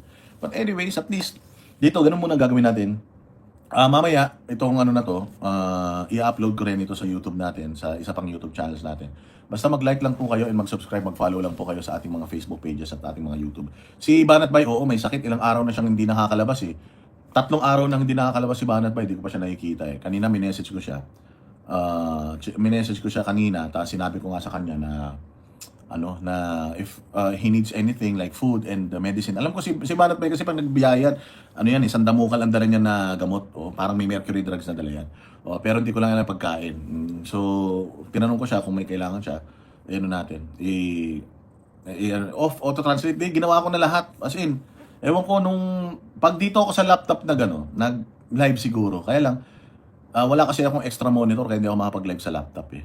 Pero troubleshoot ko na lang siguro. Okay man lang yan, nakakaintindi naman ako English kayo naman. Sabi nito, it's normal for you to troll because sometimes DDS troll too. It's the same. Hindi kami nagto-troll. Ang DDS hindi nang to-troll. Ang DDS nagpapahaya. Alam mo, ang sinasabi na troll, ang ibig sabihin ng pagto-troll, yung wala ka nang ginawang mabuti. Lahat ng gawin mo, ang troll si Claire Castro. Yan. Lahat na lang ng isisi mo kay Bongbong o lahat na lang ng issue ng bayan natin ngayon, isisisi niya sa mga Duterte. Pag may pagkakamali si Bongbong Marcos, isisisi niya sa mga Duterte. Yun ang troll. Ang Duterte, hindi kami nang to-troll. Pinapaliwanag ko nga sa inyo kanina pa eh. Na kaya kami bumabati ko sa gobyerno, hindi naman dahil ayaw lang namin kay Bongbong Marcos eh. Kasi kung maganda naman ang ginawa ni Bongbong Marcos sa bayang Pilipinas, bakit mo siya ito-troll? Kung itinuloy ni Bongbong Marcos yung war on drugs ni Pangulong Duterte, bakit mo siya ito-troll? Kung itinuloy ni Bongbong Marcos yung mga programa ni Pangulong Duterte, bakit mo siya ito-troll? Kung itinuloy ni Bongbong Marcos yung Build program ni Pangulong Duterte, bakit mo siya ito-troll? Kung itinuloy ni Bongbong Marcos yung ease of doing business at saka yung mga services, yung mga pagiging friendly ng mga yung implementation ng pagiging friendly ng lahat ng mga government agencies. Kung tinuloy niya ba yun, bakit mo siya ito-troll? Hindi ba? Napakagago mo naman. Kasi dito sa channel natin, kapag tama, palakpakan, pag mali banatan, kung si Bongbong Marcos maganda ginagawa sa Pilipinas, ba't ka pa magagalit? 'Di ba? Isa na siguro ako sa mga loyalista ni Bongbong Marcos kung maganda ginagawa niya sa Pilipinas, kung hindi lang niya inaway, tinarantado si Inday Sara. At ginandahan niya yung performance niya para pag naging presidente si Inday Sara, itutuloy na lang yung mga magandang nasimulan ni Pangulong Duterte at saka siya kung maganda ginawa niyang trabaho. Bakit mo naman siya ito-troll kung maayos naman yung ginagawa niya, di ba? Kaya lang tatanungin ko kayo, ikaw na nag-comment na troll din naman ng mga DDS, tanungin mo yung sarili mo, meron bang mga magandang nagawa si Bongbong Marcos sa bayan natin? May maganda ba siyang nagawa para i-address ang issue ng corruption sa Pilipinas? May maganda ba siyang nagawa para i-address ang issue ng kahirapan sa Pilipinas? Meron ba siyang nagawa para i-address yung issue ng pagmahal ng bilihin, pagmahal ng presyo ng gasolina? Meron ba? Wala. So nang to-troll ba tayo? Are we trolling the government of Bongbong Marcos for the sake of just we do not like him? Do we have reason not to like Bongbong Marcos? Tatanungin ko kayo, do you have a reason to like Bongbong Marcos? Yun, ilagay nyo yun sa comment section. Meron ba kayong rason para magalit kay Bongbong? Ano yung mga rason ninyo? Ba't kayo nagagalit kay Bongbong? Meron ba tayong rason para mahalin o gustuhin si Bongbong Marcos? Ilagay nyo din dyan sa comment section. Kung meron kayong mga traits ni Marcos na gusto natin. Wala talaga eh. Wala, di ba? Ilang taon na? 22, 23, 24, 25, 2026, 5 taon na, mga bossing. 5 taon na sila nasa posisyon. Wala pa silang nagagawang maganda sa bayang Pilipinas. Tapos sasabihin nyo troll ang mga DDS. Ang troll is yung mga galit sa mga Duterte kahit na hindi naman mga Duterte nakaupo. Yan ang troll. Si Claire Castro, yan ang troll. Yung si Bongbong Marcos yung sumasablay, katulad yan nung nagkaroon ng barilan dyan sa eskwelahan. Yan? Administrasyon ni Bongbong Marcos yan. Pero isinisisi pa rin niya sa mga Duterte, nag-fake news pa. Sabi niya na meron din daw barilan nung panahon ni Pangulong Duterte sa isang eskwelahan, kung di ba naman siya tanga. Ang nagbarilan nun, estudyante tsaka security guard. Yung kaisa-isang instance ng violence diyan sa mga eskwelahan na madugo, estudyante tsaka gwardiya nag-away, hindi mass shooting ng estudyante. Hindi ba? Kaya yan, tanungin niyo yung mga sarili ninyo. Kasi 'di ba, lagi natin sinasabi pag may troll dito o mayroong mga basher dito, tinatanong natin sila, 'di ba? Magbigay kayo ng mga bagay na nagawa ni Bongbong Marcos na naging kapaki-pakinabang sa bayang Pilipinas. Ano 'yun? Wala. Ang sabi nila itinuloy yung subway ni Duterte. Wala naman siyang choice kundi ituloy 'yun eh. Kontrata 'yun eh. Nakapirma na yun, tapos na yun, may budget na 'yun eh. So, itutuloy niya talaga, pero pinondohan niya ba? Ito bang 2026 may pondo 'yun? Noong 2025 may pondo ba 'yun? Wala. Hindi ba? So, anong nagawa ni Bongbong Marcos sa bayan natin para mainis tayo sa kanya? We have so many reasons. O sabi nga nila, it will take us how many days para lang ilagay natin diyan kung ano yung mga bagay na ayaw natin under his administration. And kaya natin ng kahit na paulit-ulit kung ikukumpara lang natin yung administration niya kay administration ni Pangulong Duterte. Kahit simpleng tao, tanungin mo, nagtitinda ng candy sa kalsada, tanungin mo, anong gusto mo sa ginawa ni Pangulong Duterte sa bayang Pilipinas? Ang unang-unang isasagot nila, naubos sa mga adik. Oh, naubos sa mga adik ng panahon ni Pangulong Duterte, ng panahon ni Bongbong, naubos ba? Putya, mismong siya adik, sabi ng kapatid niya. 'Di ba? So troll ba tayo? Sumisita ba tayo sa gobyerno dahil lang gusto nating sitahin ng gobyerno? Ayaw natin. Ako nga, Ilocano ako eh. Ilocano ako. Noong 2022 elections, ang personal choice ko din, si Bongbong Marcos eh. Kung nung hindi tumakbo si Inday Sara, si Bongbong Marcos ang personal choice ko. Bakit? Kasi Ilocano ako eh. Ang mga Ilocano, solid north talaga yan. O, kaya lang, kinausap kami ni Pangulong Duterte eh. Sabi ni Pangulong Duterte, wag yan. Sabi ni Pangulong Duterte, adik yan. Sabi ni Pangulong Duterte, mahina yan. Kinausap niya kami tungkol doon. So, ang ginawa namin, naghanap kami ng ibang kandidato. Hindi naman natin pwedeng iboto si Pacquiao, bobo man yan. Si Ping Lacson, lalong di natin pwedeng iboto, buti na lang, di nanalo si Ping Lacson kasi kita mo naman ginagawa ni Ping Lacson ngayon, aso. Di ba? So, sila ni Robredo, mas malalo na. Hindi talaga natin iboboto yun kahit magunaw ang mundo. Di ba? So, si Isko yung pinili natin noon kasi siya lang yung para sa atin may talagang resibong maayos na nagawa dyan sa Maynila. Eh, hindi naman natin alam na si Isko, alam mo yun, yung magiging, hindi naman masamang mayor si Isko eh. Oh, pero parang yung magpipikit niya yung kanyang mata sa mga nakikita niya para lang maging maganda yung kanyang syudad. I mean, yun naman talagang ginagawa ng mga mayor. Dapat naman talagang priority mo is yung syudad mo. Wala akong beef, wala akong problema kay Isko doon. Taas ang kamay ko kay Isko na kinailangan niyang maging sip-sip kay Bongbong Marcos para lang maging maayos ang kanyang syudad. Wala akong problema yun kasi trabaho niya yun eh. Ang hindi ko lang naman nagustuhan kay Isko yung sinabi niya na totally wala siyang nakikitang mali sa ginagawa ni Bongbong. Yun lang naman yung inayawan natin. But other than that, Isko is a friend. Sinuportahan natin yun and buo pa rin naman yung aming tiwala na kung si Isko ang naging presidente, hindi si Bongbong Marcos, baka mas maayos ang bayang Pilipinas. Baka hindi man katulad ng pamumuno ni Pangulong Duterte, pero sigurado ako mas maayos kaysa ngayon. Sigurado ako doon. O, kasi naging maayos naman yung kanyang pamumuno sa Maynila eh. So wala na tayong pag-uusapan doon, di ba? Oy, Maricel lang. Maricel Ang. Maraming salamat. Thank you very much sa iyong pakulay. God bless you. Mabuhay ka. At maraming salamat sa mga nagpapakulay dito. O yun, ganun lang naman yun. Wala talaga eh. Di ba for some time, tinatry natin maghanap ng mga magagandang ginawa ni Bongbong. Wala eh. Wala. Wala tayong nakitang magandang ginawa. So meron ba tayong reason to get mad at Bongbong? We have all the reason.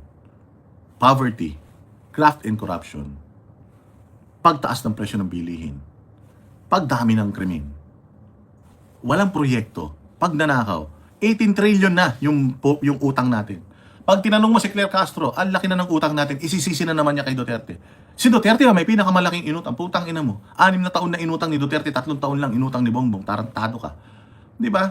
So, dito talaga, sabi ko nga eh, gusto ko rin naman purihin si Bongbong kung meron talaga eh. Wala eh. As in, wala. Utang ina niyan. Convince me. Please lang. Baka lang yung judgment ko is clouded eh. Convince me. Maglagay kayo dyan ng something na nagawa ni Bongbong. I will agree kung sa tingin ko, oo nga Sige, maglagay nga kayo dyan. Try natin, i-challenge natin yung mga sarili natin para sa mga troll ni Bongbong Marcos. Maglagay tayo dyan ng mga bagay na sa tingin ninyo magandang ginawa ni Bongbong. Ilagay nyo. Baka lang. Ano ba?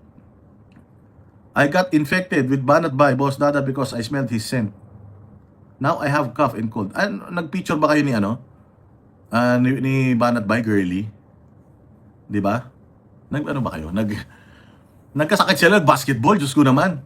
Yung basketball namin dito sa Hong Kong, syempre ako kasi, player ako talaga. Oo, player ako talaga.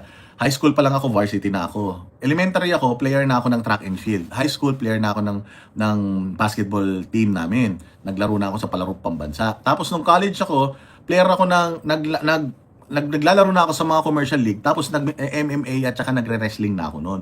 So athletic talaga ako. At kahit na nung gumraduate na ako ng tapos na ako sa college, naglalaro ako sa mga commercial league. At yung unang kumpanya na pinagtrabahuhan ko, player ako noon. Kaya ako nakapasok sa kumpanya na yun dahil sa basketball. Tapos na-promote na lang ako hanggang sa lumipat na ako ng ibang mga kumpanya. And kahit sa mga ibang kumpanya na nililipatan ko, player pa rin ako ng kumpanya na yun sa mga commercial league. So, nagbabasketball talaga ako. Tumaba lang ako, bumigat lang ako ng sobra, kaya hindi ako Pero ngayon na pumayat ako, hanggang parang bumalik na ulit yung, alam mo yon, yung sigla ko sa paglalaro. So nakita ko yung mga kalaban naman namin kasi noon medyo may mga edad na. So hindi ako, yung laro ko noon, parang petiks-petiks lang. Binayaan kong mag-shoot sila Judea, sila Coach Oli, sila Banat Bay. Natumba pa nga si Banat Bay mag-isa eh. Oo, pero hindi siya competitive basketball. Parang entertainment basketball lang ginawa namin noon. Yun na nga problema, nagkasakit sila kasi matagal na silang hindi nagba-basketball. Eh ako, lagi ako nagka-cardio. So every day, nagpa 5 kilometers ako sa treadmill. Everyday yun. Araw-araw nagpa 5 kilometers ako. So, tapos, noong nag-basketball kami dito sa Hong Kong, ang sapatos na gamit ko kasi noon, naka-Adios Pro 4 ako eh. So, hindi yun pang basketball. Pang running siya. So, kaya hindi ako masyadong tumatalon, hindi ako masyadong kumikilos, pasa lang ako ng pasa. Kasi nga, baka ma-sprain ako, medyo delikado. Wala kaming time para mamili ng basketball shoes nung mga panahon na yun. Kaya, pinilit lang namin maglaro. Pero yun nga, si Banat Bay, sila RJ, ayun, lahat sila sumakit ang katawan, lahat sila nagkasakit. Si Sir Jack pala, hindi rin nagbabasketball. RJ, hindi rin nagbabasketball. Nagbabasketball si Jay, pero, ang taba ni Jay eh. So si Coach Oli naman, nagbabasketball din, kaya lang, matagal na rin yung panahon na huli siya nagbasketball. Si Banat Bay, ganun din. Sobrang tagal na panahon na hindi nagbasketball. So nanibago sila, kaya nagkasakit sila. So actually, si Coach Oli hindi naman, si Judea. Pero inuubo-ubo si Judea at saka yung ibang mga kasama natin banateros eh. Kasi din dito, uulan na araw, so hindi maganda yung klima ngayon dito sa Hong Kong. Mainit, tas biglang uulan, tas aircon. So ako, simula nung nag-Baker Slim ako, ayan, Baker Medical Aesthetics, maraming salamat, Doc Miguel Baker. Simula nung nag-Baker Slim ako, simula nung nag-peptides ako, at saka nag-GLP-1 and GLP-3 ako, hindi na ako nagkasakit, di na ako inubo, di na ako nilagnat, tapos 9 months na akong hindi tinatrangkaso. Yung mga usual migraine na lang, vertigo, yun lang yung mga nararamdaman ko. Pero yung dati ubo, sipon, hindi ko na yan nararamdaman. Simula noong nag-change ako ng lifestyle, simula noong kasi kumakain ako isang beses ang araw lang. Kahit dito, kumakain ako, tinatry ko pa rin kumain isang beses ang araw lang kasi ayaw ko na mag-gain ako ng weight habang nasa travel. Kasi last year, nung December, nasa Japan ako, naka-peptides na ako noon. Hindi pa ganun pa din eh. Once a day lang kain ko tapos nagka-cardio pa rin ako sa umaga. So talagang mini-maintain natin kasi nga mas naging okay din ako, yung paghinga ko, lahat naging okay eh simula nung bawas ako ng timbang. Nag-lose na ako ng mga 40 kilos, imagine. Dati, hindi ko nga alam, anharot eh. Alam mo, binabalikan ko, anharot yung mga picture natin sa Europe, sa Paris, sa Hague. Grabe, at taba ako pala talaga nun. Binabalikan ko yung picture namin ni Inday Saron, nasa Hague tayo, Diyos mio, yung tiyan ko pala talaga nun. Sobrang bundat na bundat ako nun. No? Talagang tinitingnan ko, sabi ko, ang laki na rin pala din talaga ng improvement natin. So gusto kong ituloy-tuloy yun. Ayaw ko nang bumalik dun sa, konting lakad lang, hinihingal ka na. Mahirap. So, syempre, na rin tayo. Ayan, noong nagkita kami na Anharot, di niya ako mayakap eh. O ngayon, pag dinaganan ko si Anharot mamamatay yan eh. Pero ngayon, medyo nangayayat na tayo. So, pag nakita kami ni Anharot ngayon, talagang magyayakapan na kami magdamag. O, di ba? Walang hiyang Anharot na ito. O, kaya nga eh, laki na rin ng Tsaka, ang problema ko, Anharot, nagluwagan yung mga damit ko. O, ang dami ko pa naman binili ng kasi, yun nga, sabi ko, ang brand ko sa damit, yan, Lacoste, Ralph Lauren, tapos yung Armani, tsaka Boss, yun lang naman talaga yung gusto ko. Ang lalaki na nung mga RL na binili ko diyan, Anharot sa Europe. Ang dami ko pa naman binili diyan sa Paris, tsaka sa may Germany. Ang lalaki na nung mga polo shirt ko. So mga t-shirt okay lang malaki, pero pag polo shirt kasi pag malaki pangit eh. Ayun, hindi ko alam kung ipapa-taper ko ba or what, pero okay lang, kaya yan, jacket na lang ako. Para kahit papaano. Ayan, favorite nating brand. Kasi batang 90s tayo eh. So, Ralph Lauren, yung mga binibili ko. Ayan. Kahit pambahay ko. RL yan. Just give it to Jay, no?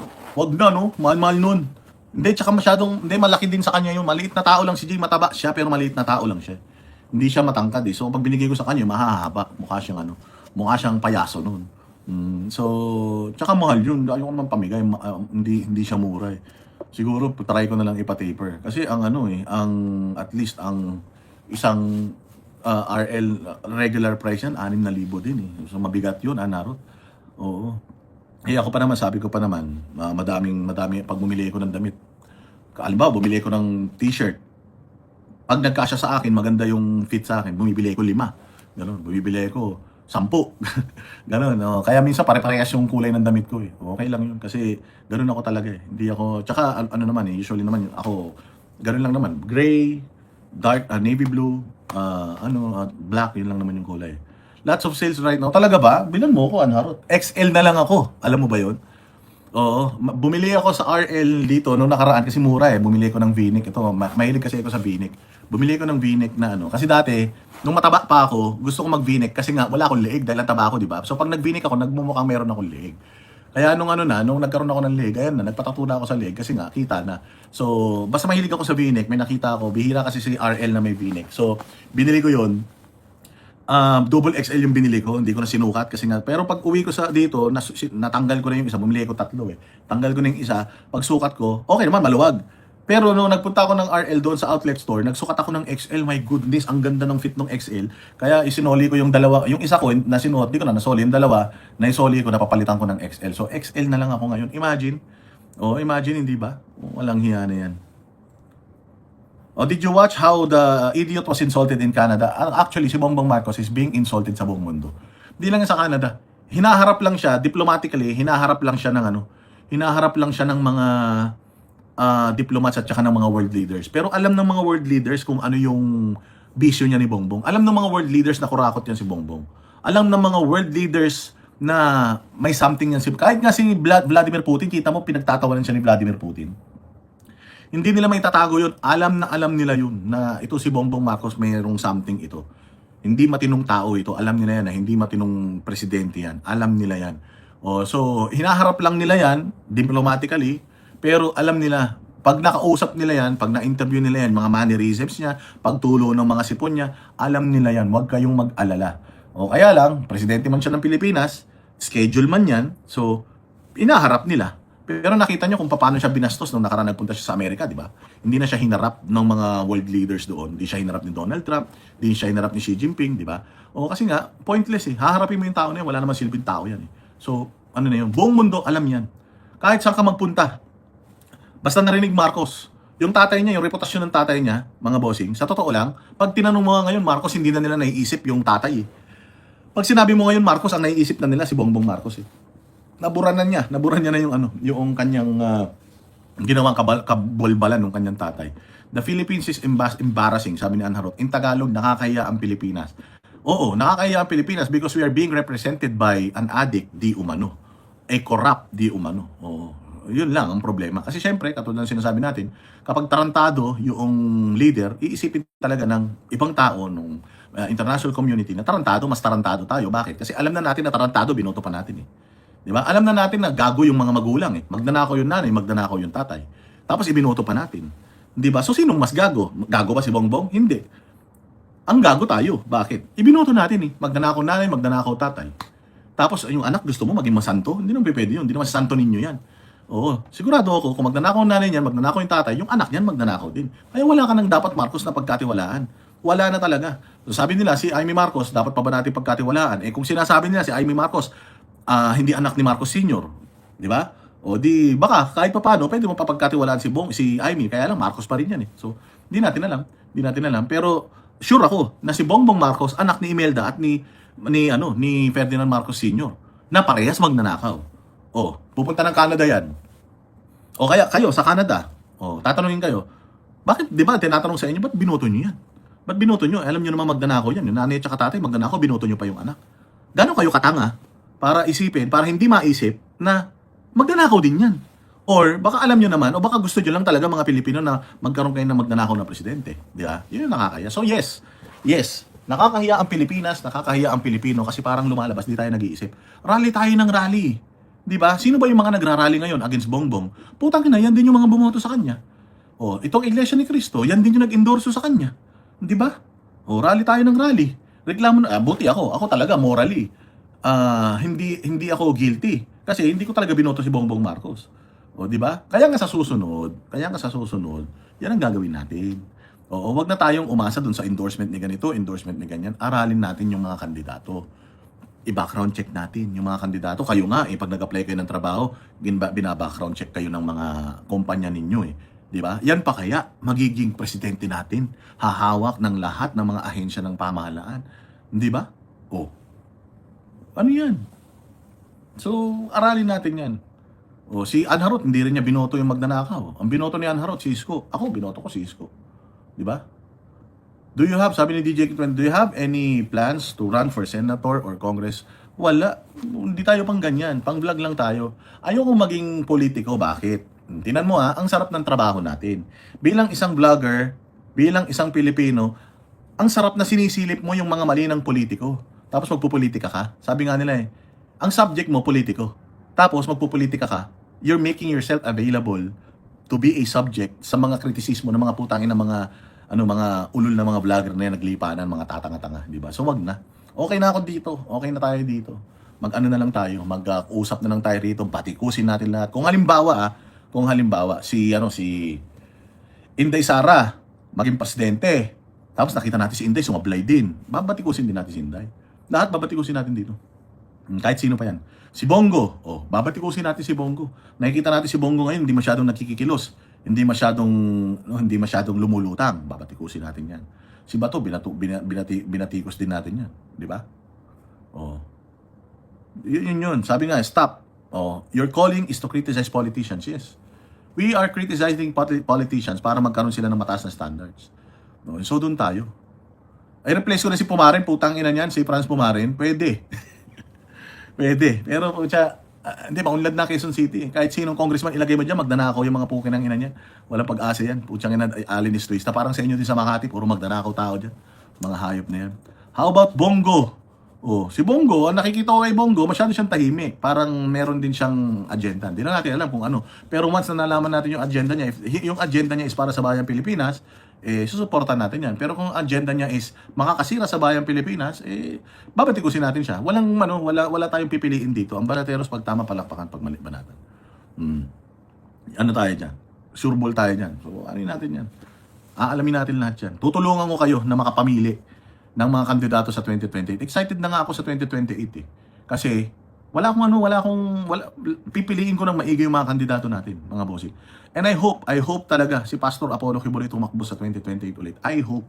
Kasi talagang kung meron man tao talaga na nakita ko na sincere sa bayang Pilipinas, sa lahat ikukumpara ko sa lahat, kahit yung mga DDS senators, lahat yan. Ang nakikita ko talaga ng isang tao na talagang nagmamahal sa bayang Pilipinas, walang pakialam kung ano mangyari sa kanya si Pastor Apollo Kibuloy talaga. So ngayon pa lang, ikakampanya ko na siya. Kung ano man ang tatakbuhan niya sa 2028, hindi natin alam kung ano, pero kung ano man ang tatakbuhan niya sa 2028, susuportahan ko talaga yan si Pastor. Kasi hindi dahil taga-SMNI ako, suportahan ko yan kasi alam ko ang ganda ng plano niyan sa bayang Pilipinas Ang ganda ng gusto niyang mangyari sa Pilipinas. Hindi na para sa sarili niya, tsaka para sa simbahan yung iniisip niya Para na talaga sa bayang Pilipinas. Wala pa siya sa gobyerno, tumutulong na yan sa bayang Pilipinas. Imaginein mo kung mapupunta pa yan sa gobyerno, ano pa yung mga kayang gawin yan para maging maganda Pilipinas. Sobrang excited ako dyan. Kaya talagang looking forward ako. Sana tumakbo siya ulit. Senate man yan, Vice President, anything, susuportahan natin yan. I hope. Ayun, di ba? Sarap ng ganitong kwentuhan. Namiss ko din yung kwentuhan. Namiss ko magbasa ng comment. Namiss din natin yung mga mahahabang live, Tsaka ako kasi madaldal talaga ako. Ito ang maganda sa akin kasi I always have something to say or a lot of things to say about anything.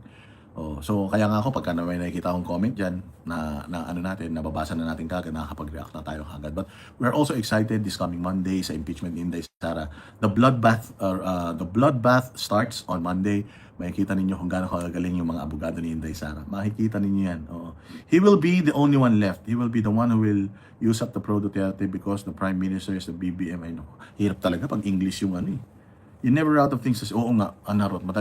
Kumain yata ako ng pekpek ng baboy nung bata ako. Pinakain yata ako ng nanay ko. Kaya ganyan. Hindi, ganun talaga. Kailangan yung mga vlog natin, kailangan lively. Kailangan tuloy-tuloy, spontaneous. Wala tayong script, wala tayong binaba. Alam niyo ba yung yung laptop ko? Ay, puti ka. Ay, wait lang. Yung laptop ko, makikita niyo Tinitingnan ko lang dito kung ano yung mga comment ninyo kasi maliit dito sa sa cellphone. So dito ko lang minomonitor sa laptop ko yung inyong mga comments. And gawin natin to pagka maaga kami nakauwi mamaya, mag-live tayo ulit mamaya. Bukas gawin natin ulit. Hangga't di tayo nakakabalik sa Pilipinas, magla-live muna tayo. Kasi pagbalik ng Pilipinas, back to normal programming na naman tayo, upload na lang na naman tayo.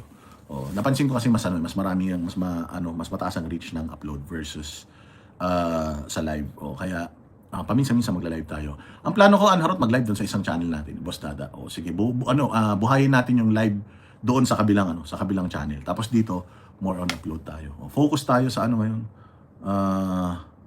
Sabi ni DJ K21, tell Jay Guevara, may gift to you, Tikoy. Ako, may gift ka sa akin na Tikoy? Salamat sa Tikoy. We voted for Bongbong because we gave him the opportunity and chance to restore the tarnished name of... Yan yung mali. Binigyan niyo si Bongbong Marcos ng pagkakataon na baguhin yung pangalan nila. Again Yung sa comment ni Just 10 Navarro. We voted for Bongbong because we gave him the opportunity and chance to restore the tarnished name of the Marcoses. Hindi niyo na ma-recover yung pangalan ng mga Marcos. Nasa DNA na nila yan. So kaya nga siguro ngayon, klaro na. Klaro na siguro na kapag ka Marcos, walang gagawin matino yan sa bayang Pilipinas. Klaro yan na basta Marcos, putang ina yan, walang gagawin yan kundi magnakaw. Yun lang yan. Sino man Marcos, kahit sino Marcos, basta Marcos apelyido, kita mo yung Francis Leo Marcos, magnanakaw din. Basta Marcos apelyido, pasensya na sa lahat ng mga Marcos pero basta Marcos ang apelyido, lalong-lalo na konektado talaga dyan sa pamilya ng mga magnanakaw dyan sa Ilocos Norte, walang pag-asa yan. There is no way to redeem yung pangalan nila because yan talaga ang likaw ng bituka nila, magnakaw. Yan talaga yan. Walang ibang gustong gawin niya. Even the Aquinos, yung mga Aquino na yan, walang ibang gagawin yan kundi puro pansariling kapakanan lang. Marcos, ganyan din. Yan yung mga lahi ng mga talagang alam mong dapat itinatakwil na sa bayang Pilipinas. Pag ako naging presidente, yan? Lahat ng mga Marcos, bibigyan ko ng option magpalit ng pangalan. Lahat ng mga Marcos tsaka ng mga Aquino, bibigyan ko ng option magpalit ng mga apelyido. Kasi nakadikit na sa mga pangalang Marcos at mga Aquino, nakadikit na sa pangalan nila yung sumpa ng pagnanakaw, pang-abuso sa karapatang pantao, puro pananarantado, kahayupan, nakadikit na sa mga pangalan na yan. Hindi na yan mawawala kahit sa ilang saling lahi, sa history books. Pag narinig mo Marcos, alam mo na kagad na demonyo yan. Walang matinong gagawin sa bayang Pilipinas, mga hudas na yan. Kaya siguro naman, di ba? Kaya ngayon yung sinasabi ko, natuto na kayo. Huwag natin bigyan ng pag-asa pagkakataon yung mga Marcos. Wala nang yan. Wala nang pag-asa yung mga yan. Ang demonyo yan. Kahit damitan mo, demonyo yan. Ang itim, kahit na ilaban mo yan, ikulam mo, rocks mo, itim pa rin yan. Maniwala kayo, hindi yan magbabago yung mga buwakan ng ina yan. Sugapa sa kapangyarihan at pera mga putang ina yan. Akala nila kaya nilang dali sa impyerno yan. Hindi. Hindi yan. Maniwala kayo. So, bibigyan pa ba natin sila ng pagkakataon? Hindi na. Yung mga Romualdez, isang lahi lang yan. Romualdez Marcos, isang lahi lang yan. Ano na yan? Lahi ng mga sindikato yan. Maniwala kayo. Is it true that Rodante Marcoleta is about to be arrested? Sabi dito ni KBM. Possible. There's a big possibility na ma-arresto siya kasi nga politically motivated yung kaso niya. So if it's politically motivated, sure ball yan. Ma-arresto yan siya. So i-expect nyo na yan. Arrestuhin yan. Itong impeachment Inday Sara, di ba? Itong unang araw ng impeachment Inday Sara, kapag kasi Rodante Marcoleta nagwinalwal yan, yun talagang binanatan niya yung mga congressman, prosecutor, maniwala kayo, itong linggo to, susunod na linggo, arestuhin yan ng Sandigan Bayan. Sure ball yan. Ano na yan? It's a done deal already. Tapos na yan. Bendalo na yung mga hayop na yan. Di ba? Sigurado yan. Alinis Tuwista kapag nanalo si Inday Sara, ubus lahat ng mga satanas sa Pilipinas. Another question, what's the latest on VP Sara's impeachment trial on Monday? Lahat tayo excited. Sabay-sabay tayong manonood sa Monday. Ang isa lang ang sigurado ako mananalo si Inday Sara diyan. Hindi na sila actually nakafocus sa impeachment. At gustong-gusto na lang simulan yung impeachment para matabunan na yung flood control. Ang talagang plano nila is yung flood control, matabunan yan. Kasi nga yung flood control na yan, pagka binuksan mo talaga yung investigasyon na yan, full on, susundan mo lahat ng ebidensya, it will lead to Malacanang, it will lead to to Forest Park, it will lead to the doorstep of Martin Romualdez and Bongbong Marcos. At kapag napunta doon, sa dalawang yon, sigurado ako lalabas yung mga galamay. Sino yung mga galamay? Ayan, yung mga tumakbo nung senatoriable nung 2025. Yan, kasdamay lahat yan. Yung binayad kay Andrew E. Yung ibinayad sa mga vlogger, kanila Bostoyo, yung ibinayad sa yung mga ibinigay sa mga senador. Mantakin mo, hindi nangampanya yung mga senador nila nanalo. Yung ibinigay sa COMELEC, lahat yan lalabas. Kaya ang gustong gawin yan, magsimula na yung yung hearing ni Inday Sara, magkabakbakan dyan sa hearing ni Inday Sara para makalimutan yung flood control. Ipapaalala natin lagi yung flood control na yan. Huwag kayong mag-alala. Yan ang trabaho namin, kaming mga banateros. Kahit anong lihis nila, ibabalik at ibabalik at ibabalik natin sa flood control. Isisigaw natin ang isisigaw yan. Naku, maraming salamat kay Ed Abu. Oo, salamat sa iyo. Diyan sa Canada, mabuhay ka. Mabuti na lang dumating ka. Si Tito Ed to, yung tatay kong mason diyan sa sa Canada eh. Mabuhay ka, boss. Oh, na-miss kita, na-miss ko yung pakulay mo ah. Salamat sa iyong Oy, Spencer, kailan tayo magkikita? Mauuwi na kami, hindi pa kayo nagpapakita ni Jojo. Magkaaway ba kayo ni Jojo? Kayo mag-aaway. Dadalawa na lang kayo sa Hong Kong, mag-aaway pa kayo. Kita tayo, Boss Spencer. Lang tayo, 2 bottles lang tayo, lang tayo, mag-catch up lang tayo. Kagabi kasi, supposedly lalabas kaming banateros kagabi. Nakatulog ako. Kasi maghapon kami naglakad eh. Tsaka nag-swimming kami. Nakatulog ako. Ang lumabas na lang si Sir Jack, si Coach Oli, si Master Judea, tsaka si paring RJ. Bukas, a-attend kami ng Sunday service ng KOJC. So, pwede naman kaming pwede naman tayo magkita mamaya kung available kayo ni Jojo de Guzman. Hindi nga lang tayo magmamagdamag kasi maaga tayo bukas. Okay lang may tawag dito. May trabaho daw kasi kayo ng Sabado eh. Annalisa Barreto, shout out sa iyo. Kita-kits tayo, Spencer. Pag may time lang kayo. Pero kung busy kayo, wala kayong time sa Banateros, ayaw nyo kami makasama, visit kayo sa amin, wala kaming magagawa, Spencer. Ganun talaga buhay eh. Ayaw nyo sa amin eh. Diba? Lang naman ipilitin namin kayo kahit anong pilit namin makasama kayo dahil miss na namin kayo. Kung ayaw nyo talaga, wala kami magagawa eh. Joke lang. Yan. Hopefully kung di naman namin makita yung dalawa na yan, namin yan. Brothers pa din naman namin yan. Kaibigan namin yan, si Spencer at yan si Jojo. Dumating man sa punto na maging magkaiba yung namin, yung aming pananaw sa politika, mananatili kaming magkakaibigan. Kasi sabi nga nila, ganun talaga ang buhay. Di ba? Busy lang, puro kayo busy. Busy kayo ng busy, dami-dami nyo ng pera. Busy pa kayo ng busy, Spencer. Paano busy? Mayat maya ang ang react mo sa sa social media, ikaw talaga. Wala na kasi sila Ellie eh. Dati kasi si Ellie nandito eh. Ngayon wala na kasi si Ellie, nasa Pilipinas na eh. Na in love na, kaya hindi na bumalik eh. Di ba? Lastly, if Senator Rodante Marcoleta does get jailed, what will happen to VP Sara Duterte's case? Ganun pa rin. Depende na kasi yan eh. Depende na sa Senate kung ano ang gagawin nila. Kung babawasan pa nila yung number. Oy, salamat kay Zorina Takahashi. Salamat Zorina Takahashi sa iyong malupit na na palapad ha. God bless you. Si Libra Boy, alam ko yan, Boss Libra Boy. Yan yung kaibigan kong mason, si dad natin yan eh. Si Kuyang diyan sa Canada. Ba't palit ka ng pangalan na Libra Boy siguro? Tinataguan mo yung jowa mo sa YouTube, no? Ha? Yun nga. So, going back, nasa Senate yan. Kapag sinabi ng Senate na 15, wala tayong magagawa, rules nila yan. Mapipigilan lang yan kapag kami nagsampa ng kaso sa Supreme Court. Doon lang mapipigilan yan.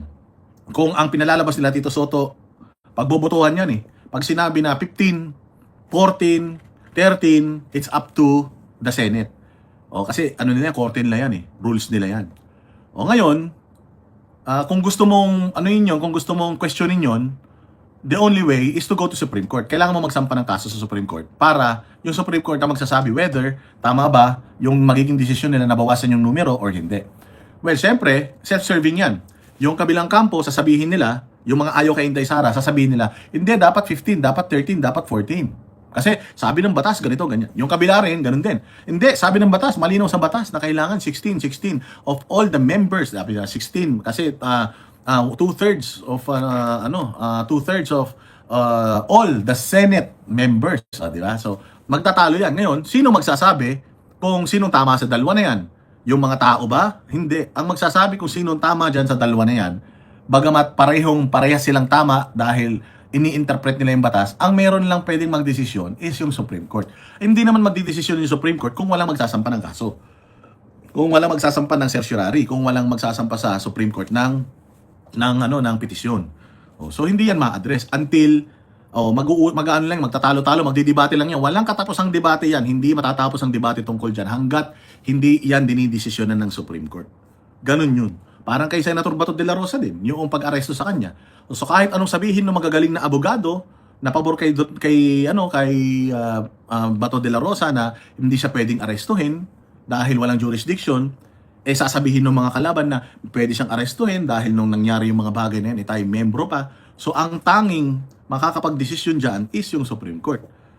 So until yung Supreme Court hindi mag-decide in favor of Bato de la Rosa, hindi talaga susulpot yan si Bato de la Rosa sa Senado kasi pag sumulpot siya dyan, nagawa nila kay Pangulong Duterte yung pagpapatapon sa ICC, magagawa rin sa kanya. Now, ang bagal kasi talaga ng Supreme Court magdesisyon tungkol dyan. Hindi ko alam kung bakit mabagal, meron ba silang inaantay or what. Sobrang delikado nitong nitong issue na to. Sobrang critical nitong issue na to. Dapat nila pinagdidesisyonan na nila kagad Pero hindi pa sila nagdidesisyon, hindi natin alam. So until then, hindi talaga pwedeng lumabas si Senator Bato de la Rosa because ang precedents is yung nangyari kay Pangulong Duterte. Kasi kapag hindi nila hindi ipinadala ng gobyerno si Bato de la Rosa sa ibang bansa. Pag hindi nila pinadala sa ibang bansa si Bato de la Rosa, ibig sabihin umaamin na sila na yung ginawa nila kay Pangulong Duterte noon ay mali. Sakura-san! Maraming salamat sa iyo, Sakura-san 3965. Sir, taga San Francisco po kami. Di nyo po kami na-replyan noon. We asked for your shoe size. Talaga ba? Si Randall siguro yan. Sindikato kasi si Randall Size 12 po ako, Sakura-san. Size 12. Oo. Maraming salamat sa iyo. God bless you. Talaga ba? Lahat naman nireplyan ko sa San Francisco. Ang dami naming minute doon ng mga Pilipino. Usually kasi ang nag-set ng mga meet up natin sa San Francisco noon si Randall Tumira pa nga ako sa Fairfield. 1 linggo ako doon. Kanila Simply Luis. Oo, kasi sabi niya, bisitahin ko sila. Ang tahimik kaya doon.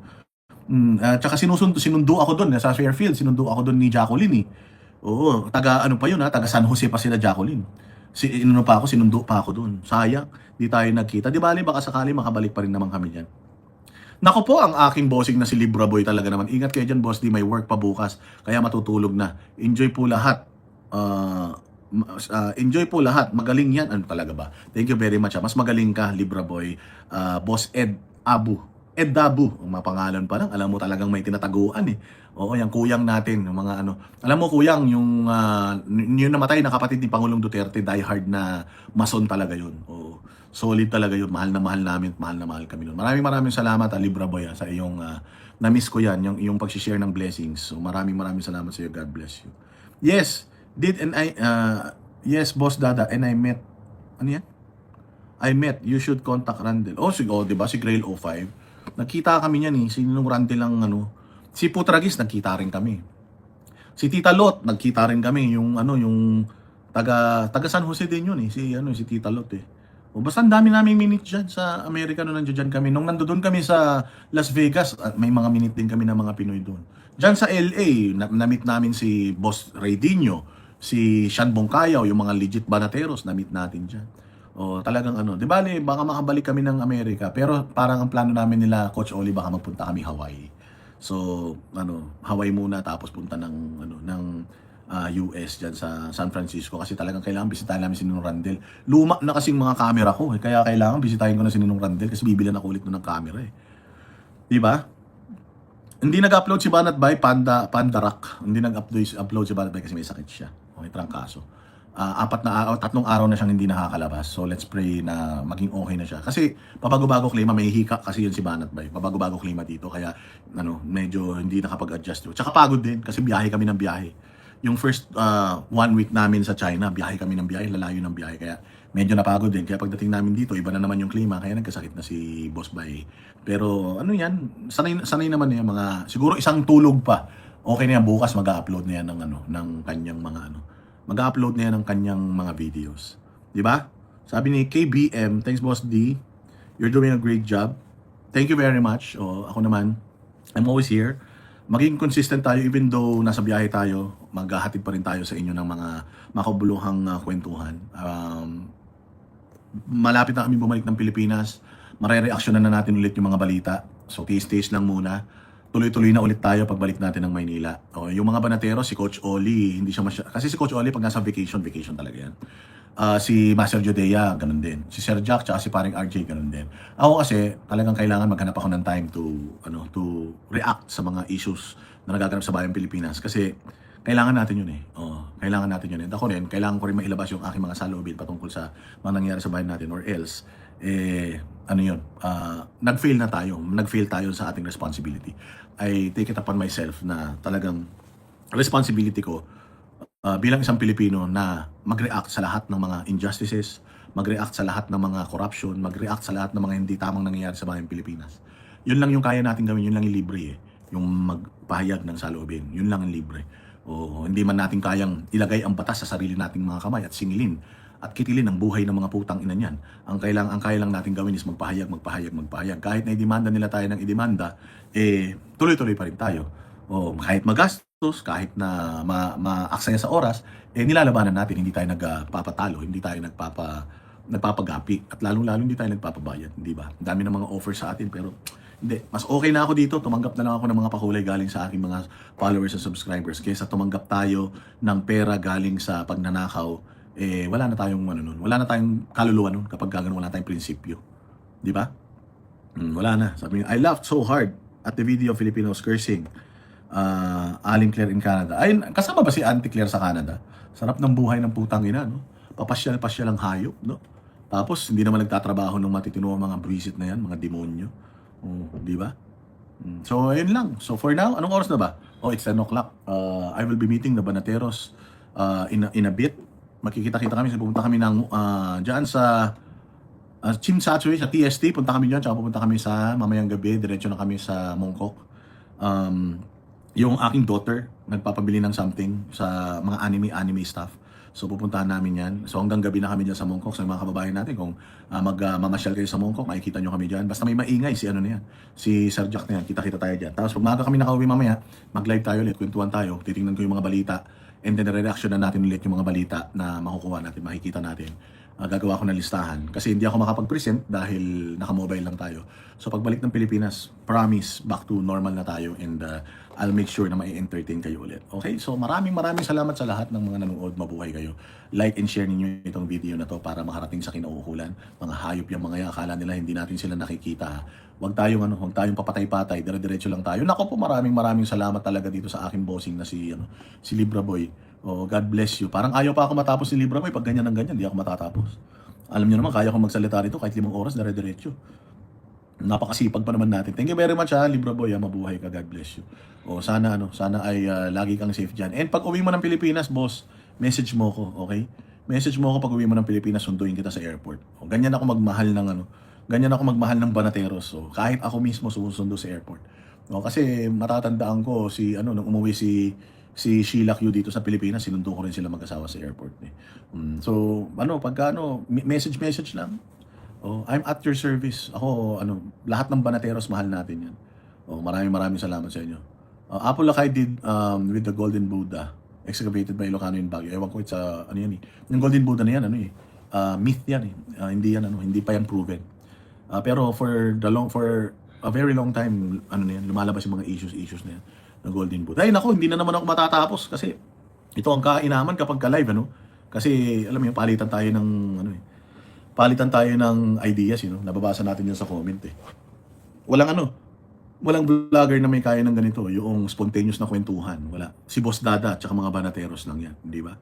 Remember, Boss Libra Boy, basta umuwi ka ng Pilipinas, message mo lang ako social media, sa Facebook, message mo lang ako, replyan kita kagad. Sabi mo, Libra Boy, uwi ako ng Pilipinas, pasyal mo ako dyan sa Metro Manila, pasyal kita. Meron ako kung kailangan mo ng sasakyan, meron ako isang extra papahiram sa'yo para makaikot ka dito sa Pilipinas kung gusto mong mag-drive dito. Mababaliw ka sa kalsada sa Pilipinas, pero sigurado ako mag-e-enjoy ka. Uwi kayo sa Pilipinas. Uwi kayo sa Pilipinas, huwag kayong mag-alala, malapit na matapos si Bongbong Marcos. Di na yan sila makakaulit. Wala nang Marcos mananalo ever. Maniwala kayo, tagaan nyo sa bato. Gagawin nating life mission na wala nang Marcos na manalo ulit sa any national position. Diyan na sila sa Ilocos. Gobernador, konsyal, congressman. Diyan na sila. Pero sa national position, wala namang nanalo ulit. Okay? Thank you very much. Mabuhay kayo. Kita-kita po tayo ulit sa susunod na vlog. God bless us all. Kami ang boses ng masa, hindi natatakot. Katotohanan lang, di kami nalulunod. Walang bahid ng sismis, lahat ay totoo. Kahit sino ka pa, pag mali ka babanatan ka. Walang pinipili kulay, wala kaming kinikil. Basta para sa bayan kami lalaban. Pagtama palakpakan, pag mali banatan. Di matitinag, di matatakot, para sa bayan tuloy ang sigaw. Sa harap ng kamera, walang halong takot. Mga baluktot, lahat kayo'y tutumba. Ang hustisya at totoo, yun lang ang mahalaga. Kahit sinong harang, di kami matitinag. Walang pinipiling kulay, wala kaming kinikilingan. Basta para sa bayan kami lalaban. Pagtama palakpakan, pag mali banatan. Di matitinag, di matatakot, para sa bayan tuloy ang sigaw.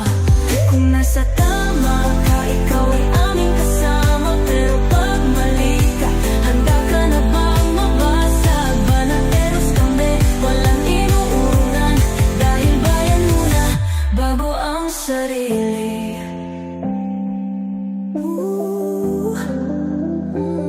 Bago ang sarili.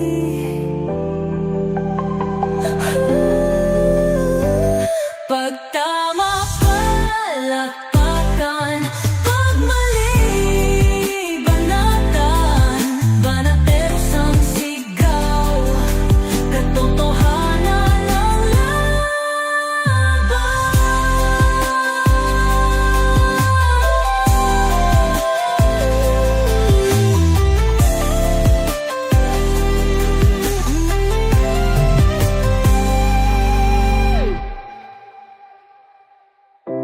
Sa harap